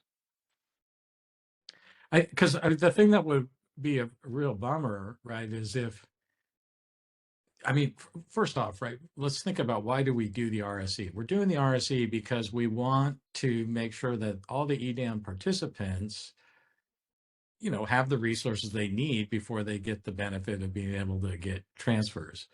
But in just those really, really stressed circumstances, when, it's probably not just one BAA, we're not the only one who's stressed. If we're going to then sort of cut ourselves out of the ability to participate in transfers at the times when they're really needed, it just seems like it's problematic if we have resources that we really can count on. I mean, those resources will bid in real time if they're really, really needed. I just think it would really suck to fail the day ahead RSE, and then we have another 280 megawatts of resources that after the fact are bidding in real time because they're needed, and it's there's been the EEA condition that calls on them, and then so we get fined, we pay a penalty and the resources available. Doug, this is Heather from the CAISO. I think you bring out a good point. In those, and I apologize, I missed a little at the beginning of what you said because I was dealing with something else. But did you address whether the short starts should be used in the day ahead RSE, balancing against using them in the EIM RSE to the extent we need them? Of course, we wouldn't use them in both places in the same way. Well, I mean, I guess they're not going to bid in to the day ahead, but I'm thinking about like what another BAA is going to do. If they have a resource like this, that in an emergency, they're sort of keeping it back, right? They're gonna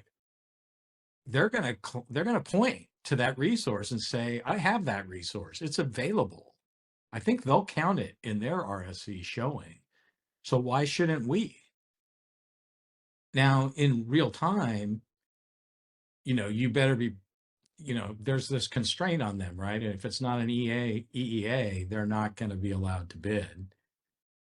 And remember, recognizing, right, the state doesn't want these resources to be dispatched economically unless they're really, really needed. So, but if let they're me play really, out a really situation needed, for you, Doug. I'm So sorry? can I just play out a situation Sure. for you? So CAISO BAA looking like it's going to fail the RSE, and we do these other things we've talked about. But using the SRRs doesn't put us over pass. We will still fail if we use them. Do we hold them for the EIM RSE? Is it a judgment call? That's kind of what I I'm see trying what to you're saying. explore. But is it really, I mean, these are really independent, aren't they? I mean, if you're using it to pass the day ahead and then then you either use them or something else in real time, whether you used them or not, right? I mean, it's a whole separate run. I think we're still exploring it, and so I just wanted to get your thoughts on it. So thank you for engaging. I think this is a balancing act, right? Because what you don't want is these resources to be economically dispatched to serve, EIM loads somewhere else that, and they're polluting and they were really supposed to be shut down, right? That's the problem. We're balancing. But if you really, really need them, they're going to run. So since, if we're ever in a circumstances where we think we might really, really need them, I think we need to find a way to count them. Just like what other BAAs will do every single day when they're doing their assessment about what resources to show in their RSE.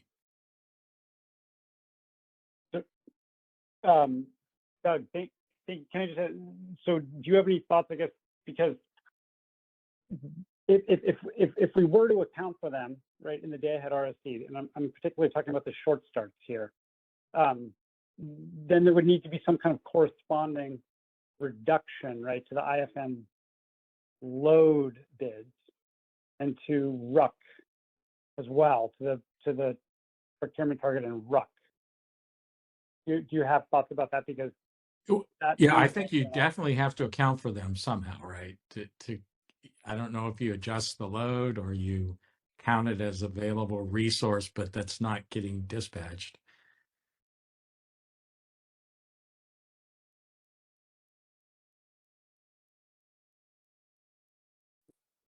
Okay. Thanks, Doug. Maybe we can circle back here. Should we just keep going so we get, I think, Tyrone?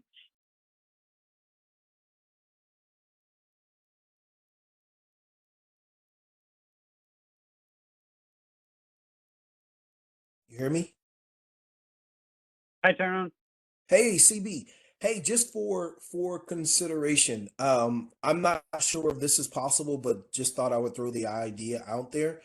As I've heard about SRR resources, I've kind of always thought of them in practice similar to the legacy RMR resources. If you all might recall, those are resources that were under contract with the ISO that did not have a must offer obligation, but they did reduce some of the capacity requirements. And they would then only be bid under those very explicit conditions similar to SRR. So I'm wondering if, as a part of you all's exploration, if you could look at some of those previous rules and the way in which the ISO might have done those calculations to consider if that might be a similar practice that would be feasible solution for accounting for the SRR resources. Awesome. Thanks, Aaron. One thing don't RMR don't they have day-ahead must offer obligations? Maybe I'm just no. Yeah, so that's the legacy ones did not.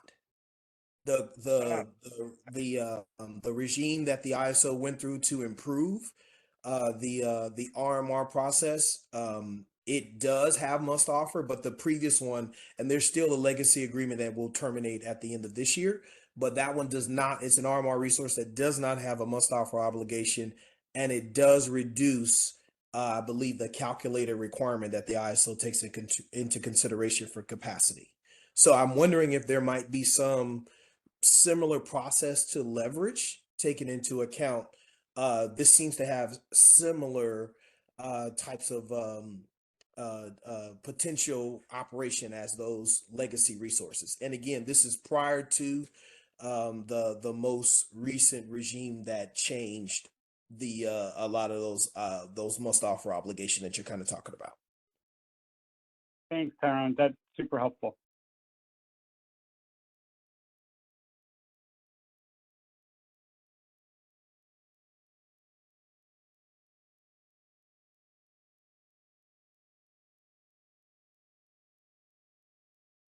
Hi, Kyle. Do you want to? I think you're next. Yeah, I just want to kind of agree with Doug and echo his point that at least directionally, it seems to make most sense to count the resources that ratepayers, or I guess in this case taxpayers, are covering. And then one other note is just that thinking about the short start resources on this list, I think arguably they might be the most reliable since they are the newest. And their only purpose is for being available in these situations. So yeah, generally makes sense to try and make sure those get incorporated somehow. And then one other thought is just that at least in terms of thinking about the day ahead versus real-time dynamic, when you go back and dig into the EEA watch data, the vast majority of EEA conditions were forecasted the day before. So CAISO had issued some kind of EEA watch, or I'm forgetting what the previous term was prior to adopting the EEA framework. But yeah, the bulk of those conditions are generally known. And, of course, there are exceptions like we saw in July.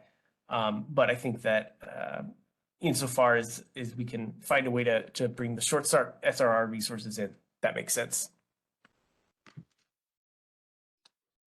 Thanks, Kyle. I want to flag one thing though, and I would love Michael's help on this. My understanding is that EEAs generally are not called until after day-ahead market is run. It's very rare for them to be called before. So yeah, in the procedure, and it's public. We've pinned EEA watch to the RUC results. So if we're infeasible in RUC, then we say, okay, EEA watch for tomorrow. So you're right that most of the time we're calling it, but in today's world, it's after day ahead executes. But the procedure says we have the ability to call before. We just haven't, we've just pinned it on the RUC results. So we could, if we build the processes and steps to say, yes, we're comfortable calling it before, we can probably do that too. Okay. Thanks for flagging that. I'll go back and dig into my data set. I'll admit it's been like a year since I looked at it. But yeah, thanks for clarifying it. And I think if you could explore that option and outline what that would take, I think that'd be helpful. Thanks. Awesome. Thanks, Kyle. I think we got John next.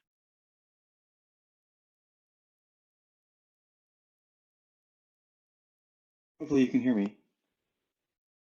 Yeah. Hi, John. Oh, great. Howdy. Thanks for the good discussion here. It sounds like folks are kind of coalescing around a broad understanding that aligns with what I understood for the strategic reliability reserve resources. But I wanted to share this perspective generally for kind of whatever the particular details end up being. It's my understanding that basically the CAISO's determination of a reliability need or an extraordinary circumstance is what makes the strategic reliability reserve resources available to be used. And following that, then it makes sense to me that, well, only in those, when that determination has been made, that the SRR resources would be available to be used for this sufficiency evaluation. I know we're talking about sort of the quick start stuff, but the determination, again, kind of being in the CAISO's domain, as I understand it, is the critical factor. And as the discussion was just going, that perhaps the EA determination can occur earlier in the day makes these resources eligible for the sufficiency evaluation. Makes sense to me anyway. I think that there's going to be continued interest in how SRR portfolio resources feed into the resource sufficiency evaluation, and I anticipate it will be a continuing question as more potentially of DWR's procurement activities expand the type of resources that are available to it. I know, CB, from earlier in your presentation, you were talking about the portfolio that they have contemplated right now, but down the road, DWR potentially doing additional procurement. It may expand the type of resources that are in the strategic reliability reserve or some flavor of that. So again,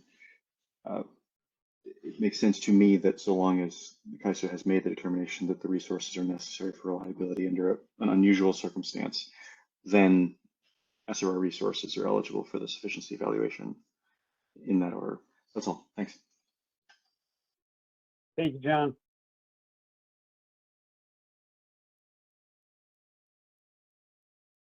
Stuart?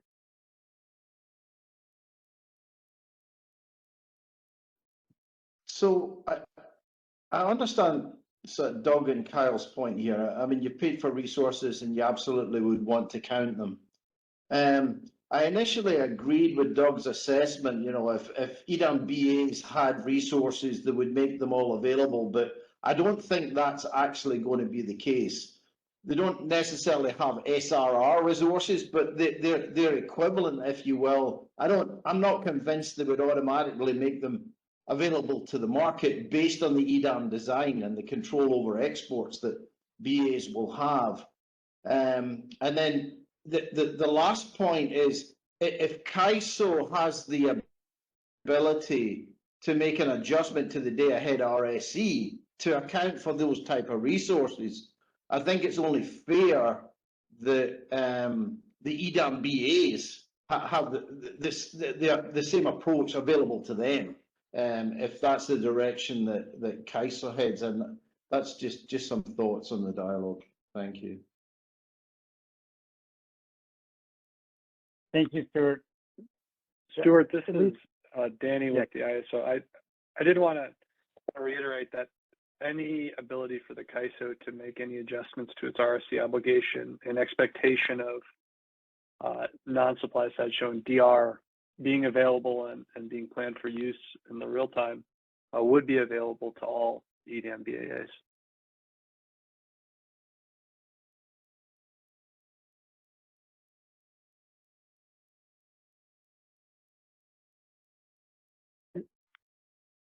Yeah, and Danny, just to reiterate, we would need certainty that they would in fact be dispatched in real time, right? Yeah, I think that's the nuance of what we're trying to figure out is what are the reasonable assumptions of when these types of resources should be counted in the EDAM RSE with an expectation that they would be utilized in the real-time market, and then where there's a reasonable, where everybody's comfortable that'll occur, then the EDM provides an avenue for RSE adjustments to account for them. So exactly, CD. Awesome. Thanks, Danny.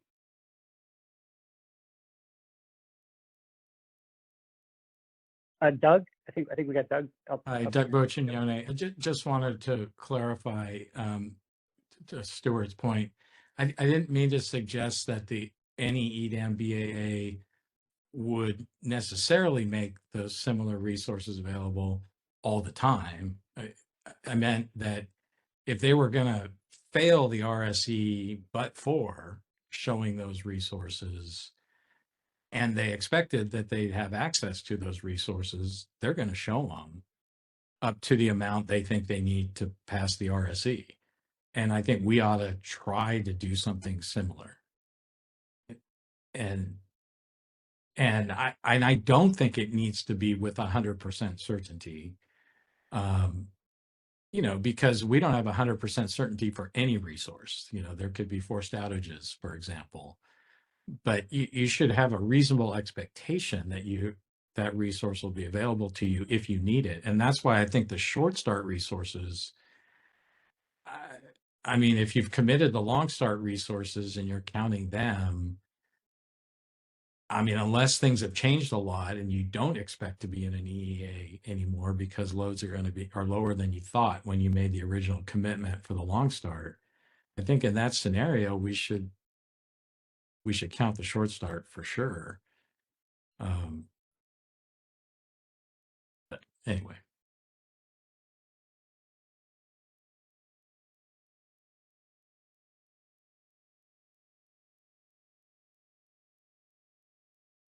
Thank you, Doug.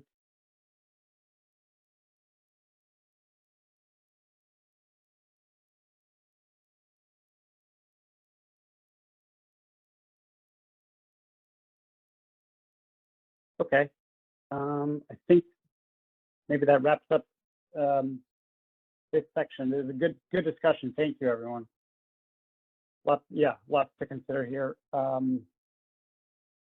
Any final? Yeah, no final hands. I think then maybe we'll move forward here.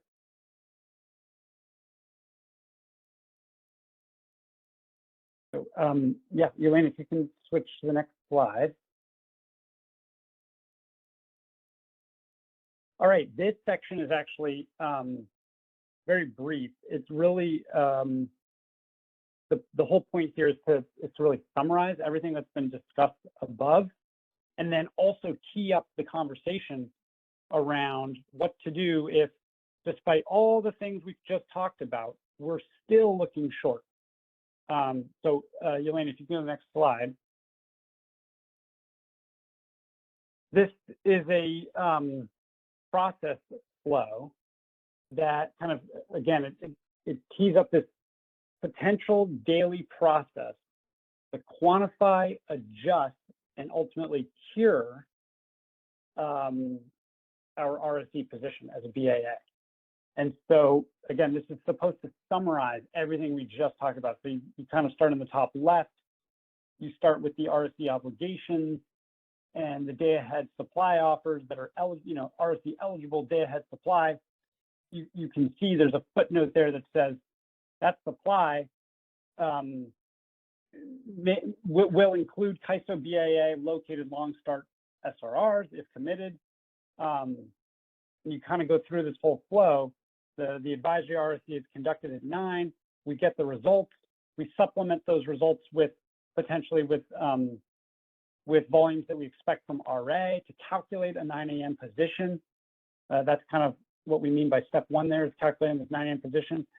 And if there's an upward RSE shortfall, still, despite taking into account those volumes we expect from RA, then we get into the conversation that we just had, which is, now is it appropriate to account for unoffered RDRR capacity? Is it appropriate to account for short start SRR capacity? And so those are highlighted there in steps 2A and 2B. I mean, the reason they're kind of broken apart like that is because there's also this nuance where the trigger for RDRR is is a EEA condition for the CAISO BAA, whereas the dispatch trigger for SRR is an EEA condition in any of the California BAAs. So that's why we have kind of these parallel boxes, if you will. And all of this is subject to discussion, right? So we make this note: steps 2A and 2B may not be appropriate or feasible, but that's what we just talked about. And so we will obviously go back as a team, talk about this. We're looking forward to your comments, and we'll figure out what makes sense with respect to these two types of resources: unoffered RDRR and short start SRR. And then ultimately, if there's still a remaining upward RSE shortfall, despite all of this, then the last step, step 3, is to cure. And we would need to do that before 10 a.m. And we would need to be able to do that on day 1 of EDAM, and we would need to use our existing CAISO authority to do that, which is to exceptionally dispatch resources. So I'll stop there for a second. That's kind of a summary of everything we just talked about at a really high level. And I think John's got his hand up.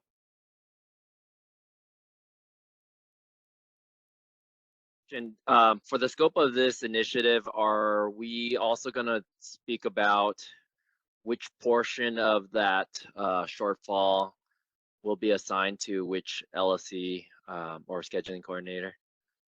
Is that part of this? No. Yeah, thanks, John, so thanks for raising that. So the whole, like, the idea of exploring new ways to cure, like, we have thought internally about, and I think we shared some of this earlier this year in the Track A1 initiative, but we have thought about, you know, the idea of creating like a cure capacity product, a new type of authority for the CAISO BAA to cure upward RSE shortfalls. That is, we are not taking that on in this particular initiative. We're not taking on any new type of procurement authority or new type of cost allocation methodology. We would only here be using our existing authority and existing cost allocation to exceptionally dispatch if that's our last resort. Does that help? Yeah, so I mean, is that, so I wasn't aware that you guys were creating and correct me if I'm wrong, you just mentioned that you guys are creating a product that would be, sorry, could you repeat what you said earlier? Yeah, sorry, I'll repeat it. We would explore, I'm not saying we will, we would explore with all of you whether the CAISO BAA needs some additional type of authority to cure, whether it makes sense to develop something new, specifically to cure RSE shortfalls. And of course, if we did that, that would come also with a cost allocation process that would need to be developed. And that cost allocation process would very likely be tied in with any new cost allocation methodology that we want to develop for actually failing the RSE and the surcharges that we incur as a BAA when we fail. But all that stuff is the idea is not to include that in this particular initiative, but we're going to run a sub-initiative under the RA umbrella that we're kicking off in early 2024. Got it. Okay, thank you. Yeah, I thought that was just one of the options was for CAISO to have authority to cure, and the other option was to create a mechanism. And I know this is difficult, but create a mechanism where we could, I mean, you guys, there'll be some type of report or something that says which LSEs or scheduling coordinators are deficient, and for them to cure it themselves. But anyways, yeah, thanks for the clarification. So CB, did you cover the RA proceeding or RA initiative and how we've carved off that one piece? Well, just briefly, I just mentioned that in early 2024, we would begin work on a sub-initiative within the RA, I guess under the RA umbrella, a sub-initiative to look at developing new authority for the ISO to cure RSEs if needed, and then the two cost allocation pieces as well. But did you want, Heather, does that sound okay? Do you want to add anything or? Oh, no, I just wanted to make sure you covered that the cost allocation piece was in there as well, and you did. I just wasn't sure if we were clear on that. And by the way, just since Heather and I are talking about it here, just so everyone knows, what I just talked about, that is what we were formerly calling Track B of the EDAM ISO BAA Participation Rules Initiative. That Track B scope got moved under the RA umbrella, if that helps.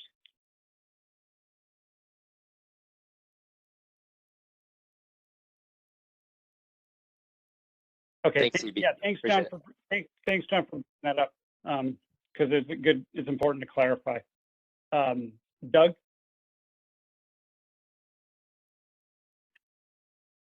Doug Bocignone for BAMX. I'm thinking back, this exceptional dispatch got me thinking a little bit about what we were talking about earlier. I mean, one of the risks, right? You exceptionally dispatch someone before you run the market. You're sort of potentially skewing what's going to happen in the market. And thinking about, if CAISO is not the only BAA that has resources that, it wants to be able to rely on, but doesn't, only wants them to actually get dispatched in extreme circumstances, could we have some kind of flag? We used to have this. I don't know if it still exists, where, if you had a resource, a capacity resource that you only wanted to get dispatched in an emergency, even if prices were at the cap, it was sort of like the last ones dispatched. I'm wondering if you could have something similar for this type of resource that any EDAM entity could utilize. And as I'm saying that, I am thinking, though, these reliability reserve resources, maybe you don't, maybe you want them running below the cap in these times too, to have some downward pressure on the price. So I think it would have to be really, you'd have to think through when you tick the box for that flag.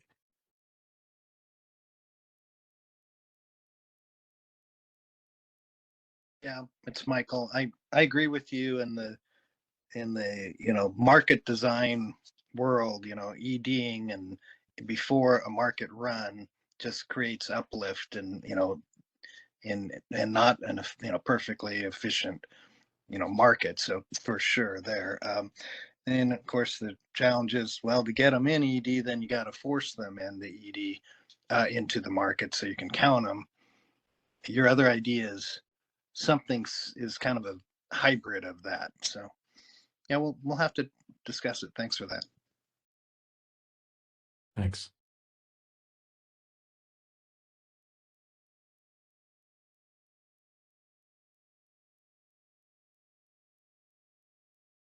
Thank you both.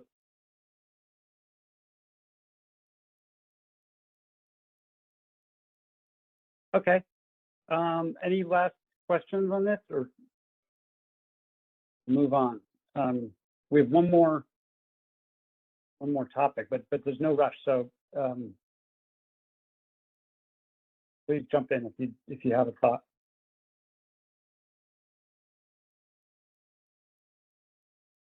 Okay. Elena, do you mind going to the next slide here? Thank you. So this is our last topic for today. And this we put in the issue papers as the final chapter. We wanted to discuss with all of you the idea of developing incentives for tagging day-ahead imports, and more specifically by the deadline per EDM design, which is 5 hours before the operating hour, and whether these incentives are needed, and whether we want to take that on in this initiative. So in a nutshell, that's what we're doing here. Just a pretty brief discussion about this topic and whether it's needed for this initiative. So if we can go to the next slide, we'll start with some background. Okay, sorry, there's a lot of words here, but some background. So EDAM BAA, this is per EDAM design. EDAM BAA that passed the day-ahead RSE will be grouped together and evaluated as a pool for the WEIM RSE. And so there's diversity benefits there. And so keep those diversity benefits to remain in the pool. Non-source specific imports relied upon to meet the EDAM RSE must meet tagging requirements. And these tagging requirements are 5 hours before the start of the operating hour. And that helps provide confidence that this supply will ultimately be available to serve load. So the third bullet here, you can see SCs will have until 5 hours before the start of the operating hour to submit E-tags and or resupply. So there's this resupply option as well. That's part of the EDAM design. You can replace the untagged imports with other firm schedules or physical resources offered into the real-time market. And so this ability to resupply acts to some extent as a cure for the untagged imports. And so finally, again, just to reiterate, EDAM BAAs that fail to meet these tagging requirements and do not resupply will be removed from the pool, thereby foregoing these potential, diversity benefits of being in the EIM RSE pool. So that's the background. If we can go to the next slide. So then this is the question, are additional incentives for tagging day-ahead imports needed?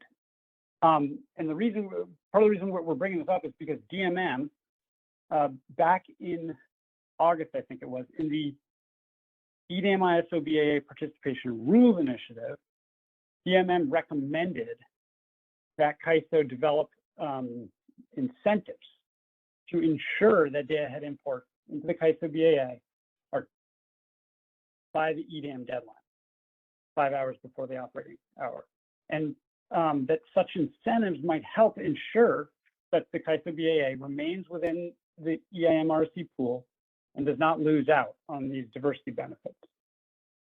And one approach to developing such incentives would be to quantify the cost to the CAISO BAA of being removed from the pool, and then to allocate these costs to SEs that fail to tag by the deadline, by the EDAM deadline. So that was kind of a recommendation from DMM. We'd love your thoughts here. And so what we really want to do is get your input on whether these additional incentives beyond the ability to resupply are needed for the ISO on EDAM day one, or whether this aspect can be monitored with operational experience and based on data evaluated as a future enhancement subsequent in the future. So also I'm going to invite, so Danny, feel free please to jump in on any of this if I missed something, and then we'll take questions or your thoughts. We'd love your thoughts. You framed this well. Okay, thanks, Danny. Bonnie?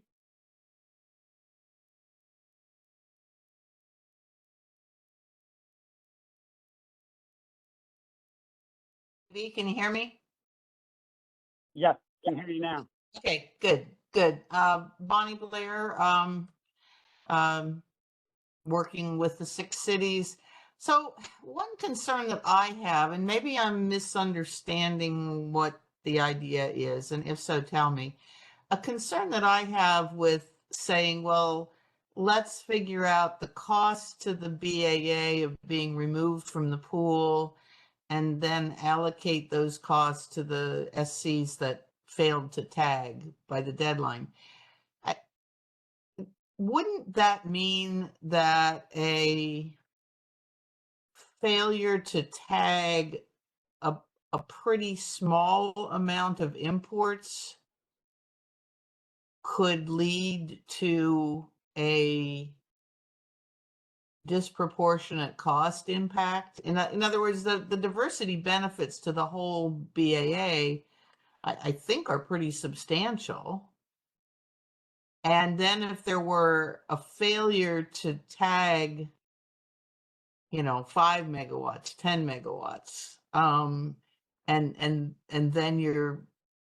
then that SC is hit with a bill for multi-millions of dollars. Is that how it would work? I mean, am I getting the concept right?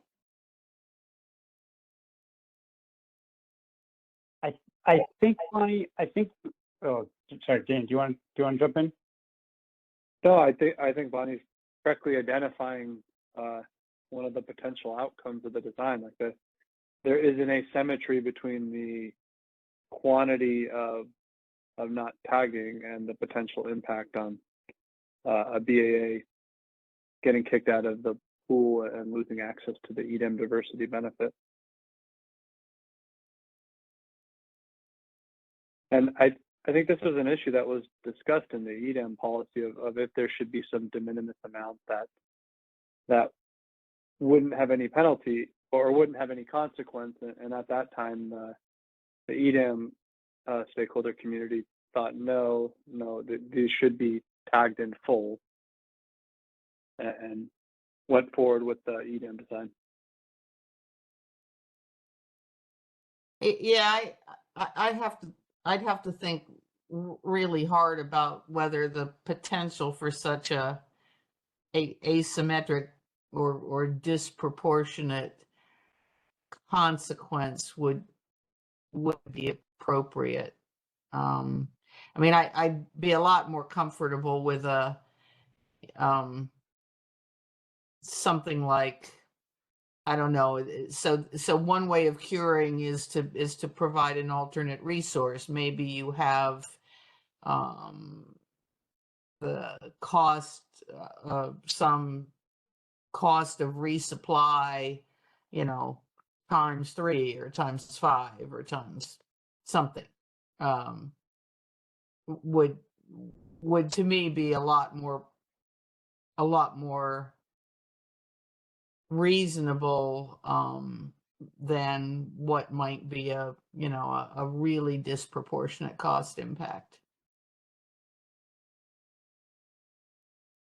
Yeah, I think that's contemplating a parallel idea to this, which is rather than incentives for tagging, should there be CAISO backstop re-procurement and cost allocation, which is, I think, not what we were necessarily considering here. And I think it's something that we could, if there's a strong desire for, could look into, but I don't know if that would be a day one item. We'd have to think about that, or if we'd be even able to do that with EDM Go Live.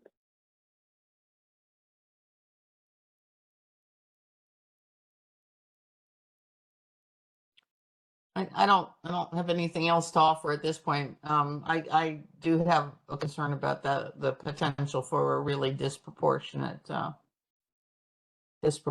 cost impact falling on an individual SC or a small group of SCs. Totally. And Bonnie, if I may, though, I think we here, I think we're mostly interested in whether we even think these incentives are needed at all for day one. And then we can, we'll have plenty of, if so, then we'll have plenty of opportunity to figure out a good design. I don't know, that's the way I'm thinking about it.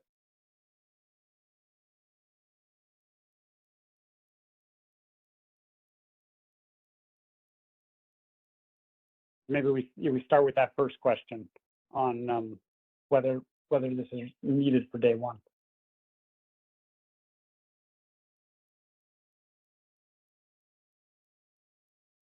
Alan, did you want to jump in?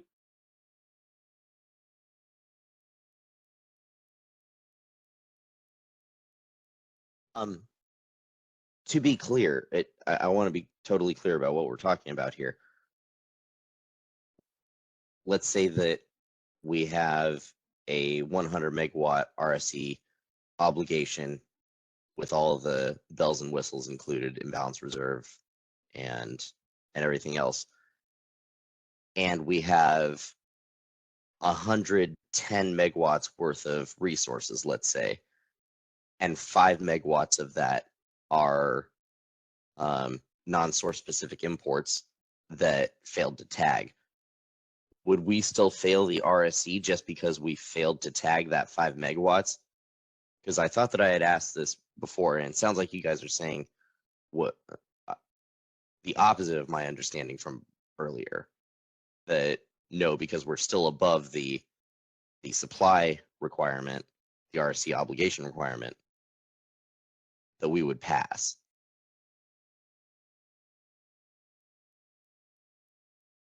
Danny, that's an excellent question. Can someone answer that? I'm not. I don't actually, Yeah, I'm not sure I totally followed the question. So we were talking about the EDAM RSE earlier and what it would take to pass fail, and then this is kind of what happens in the WEIM RSE when you'd be kicked out of the pool. Right. So you have 100 megawatts requirement, you have 110 megawatts worth of supply, but you have 5 megawatts that failed to tag. My understanding was, because I asked this question before, I thought the response was we would still pass in that situation. But it sounds like what we're saying here is no, because you failed to tag, you fail the RSE. Well, I guess I'd pose back in this hypothetical, did that 110 megawatts get a day-ahead schedule? So I think that's what the expectation of tagging would be for what was shown and then gets the day-ahead schedule. Yeah, I think I'm presupposing the 110 megawatts. Well, I think that would be, yeah, so, okay, the 110 megawatts gets a day-ahead schedule, so you've got 110 scheduled, and then 5 megawatts fails to tag, so now you've got only 105 megawatts that is scheduled to show up and is properly tagged. So you're still 5 megawatts over your 100 megawatt EDAM RSE obligation. But does that additional 5 megawatts that failed to tag cause you to fail the RSE altogether? Well, you would have passed the EDAM RSE, and then the market would have cleared 110, I guess. And to the extent that if it cleared 110, then there'd be a tagging obligation on the 110 megawatts in this example. Sorry, I think Damien. Assuming I'm following this correctly. Wait, I'm not sure I am. I think what Alan, if it's okay, I think what you meant was, would we be kicked out of the pool? We would have already passed the EDAM RSE. The question is, would we be removed from the WEIM RSE pool? If yes, thank you. You're hypothetical. Yeah. And Danny, I think you're saying the answer is yes, right? Yes, and I think the caveat that I'd add is that if the CAISO had more supply than it needed, then the CAISO BA likely may be able to resupply and back up that non-tagged supply with physical supply that was displaced by the non-resource specific imports, if I'm following this correctly. Okay, that gives me some comfort, but doesn't make me totally comfortable, because that seems... That is not what I had understood the answer to be before. I think, Alan, to make sure I'm kind of following the example, can you shoot CD and I a note with the example so we can make sure that we're accurately answering you? Sure. I'm just having a little trouble following this on the fly. Okay, no worries. Thank you. Thank you. Thanks, Alan.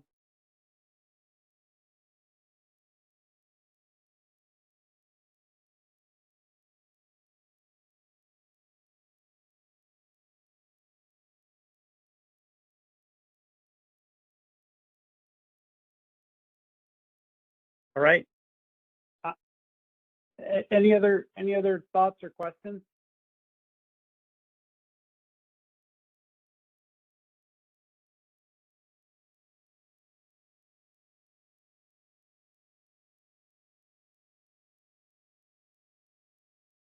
Okay, well, thanks a lot, everyone. Thanks for your time today. I'm going to turn it back to Yelena, and more to come. Well, thank you everybody for joining and participating. The comments on the issue paper and the stakeholder meeting are going to be due by the end of day on January 5th. And there's a link here where you can submit them onto the initiative page if you have any questions. We have our email listed there. Thank you so much. Have a good one.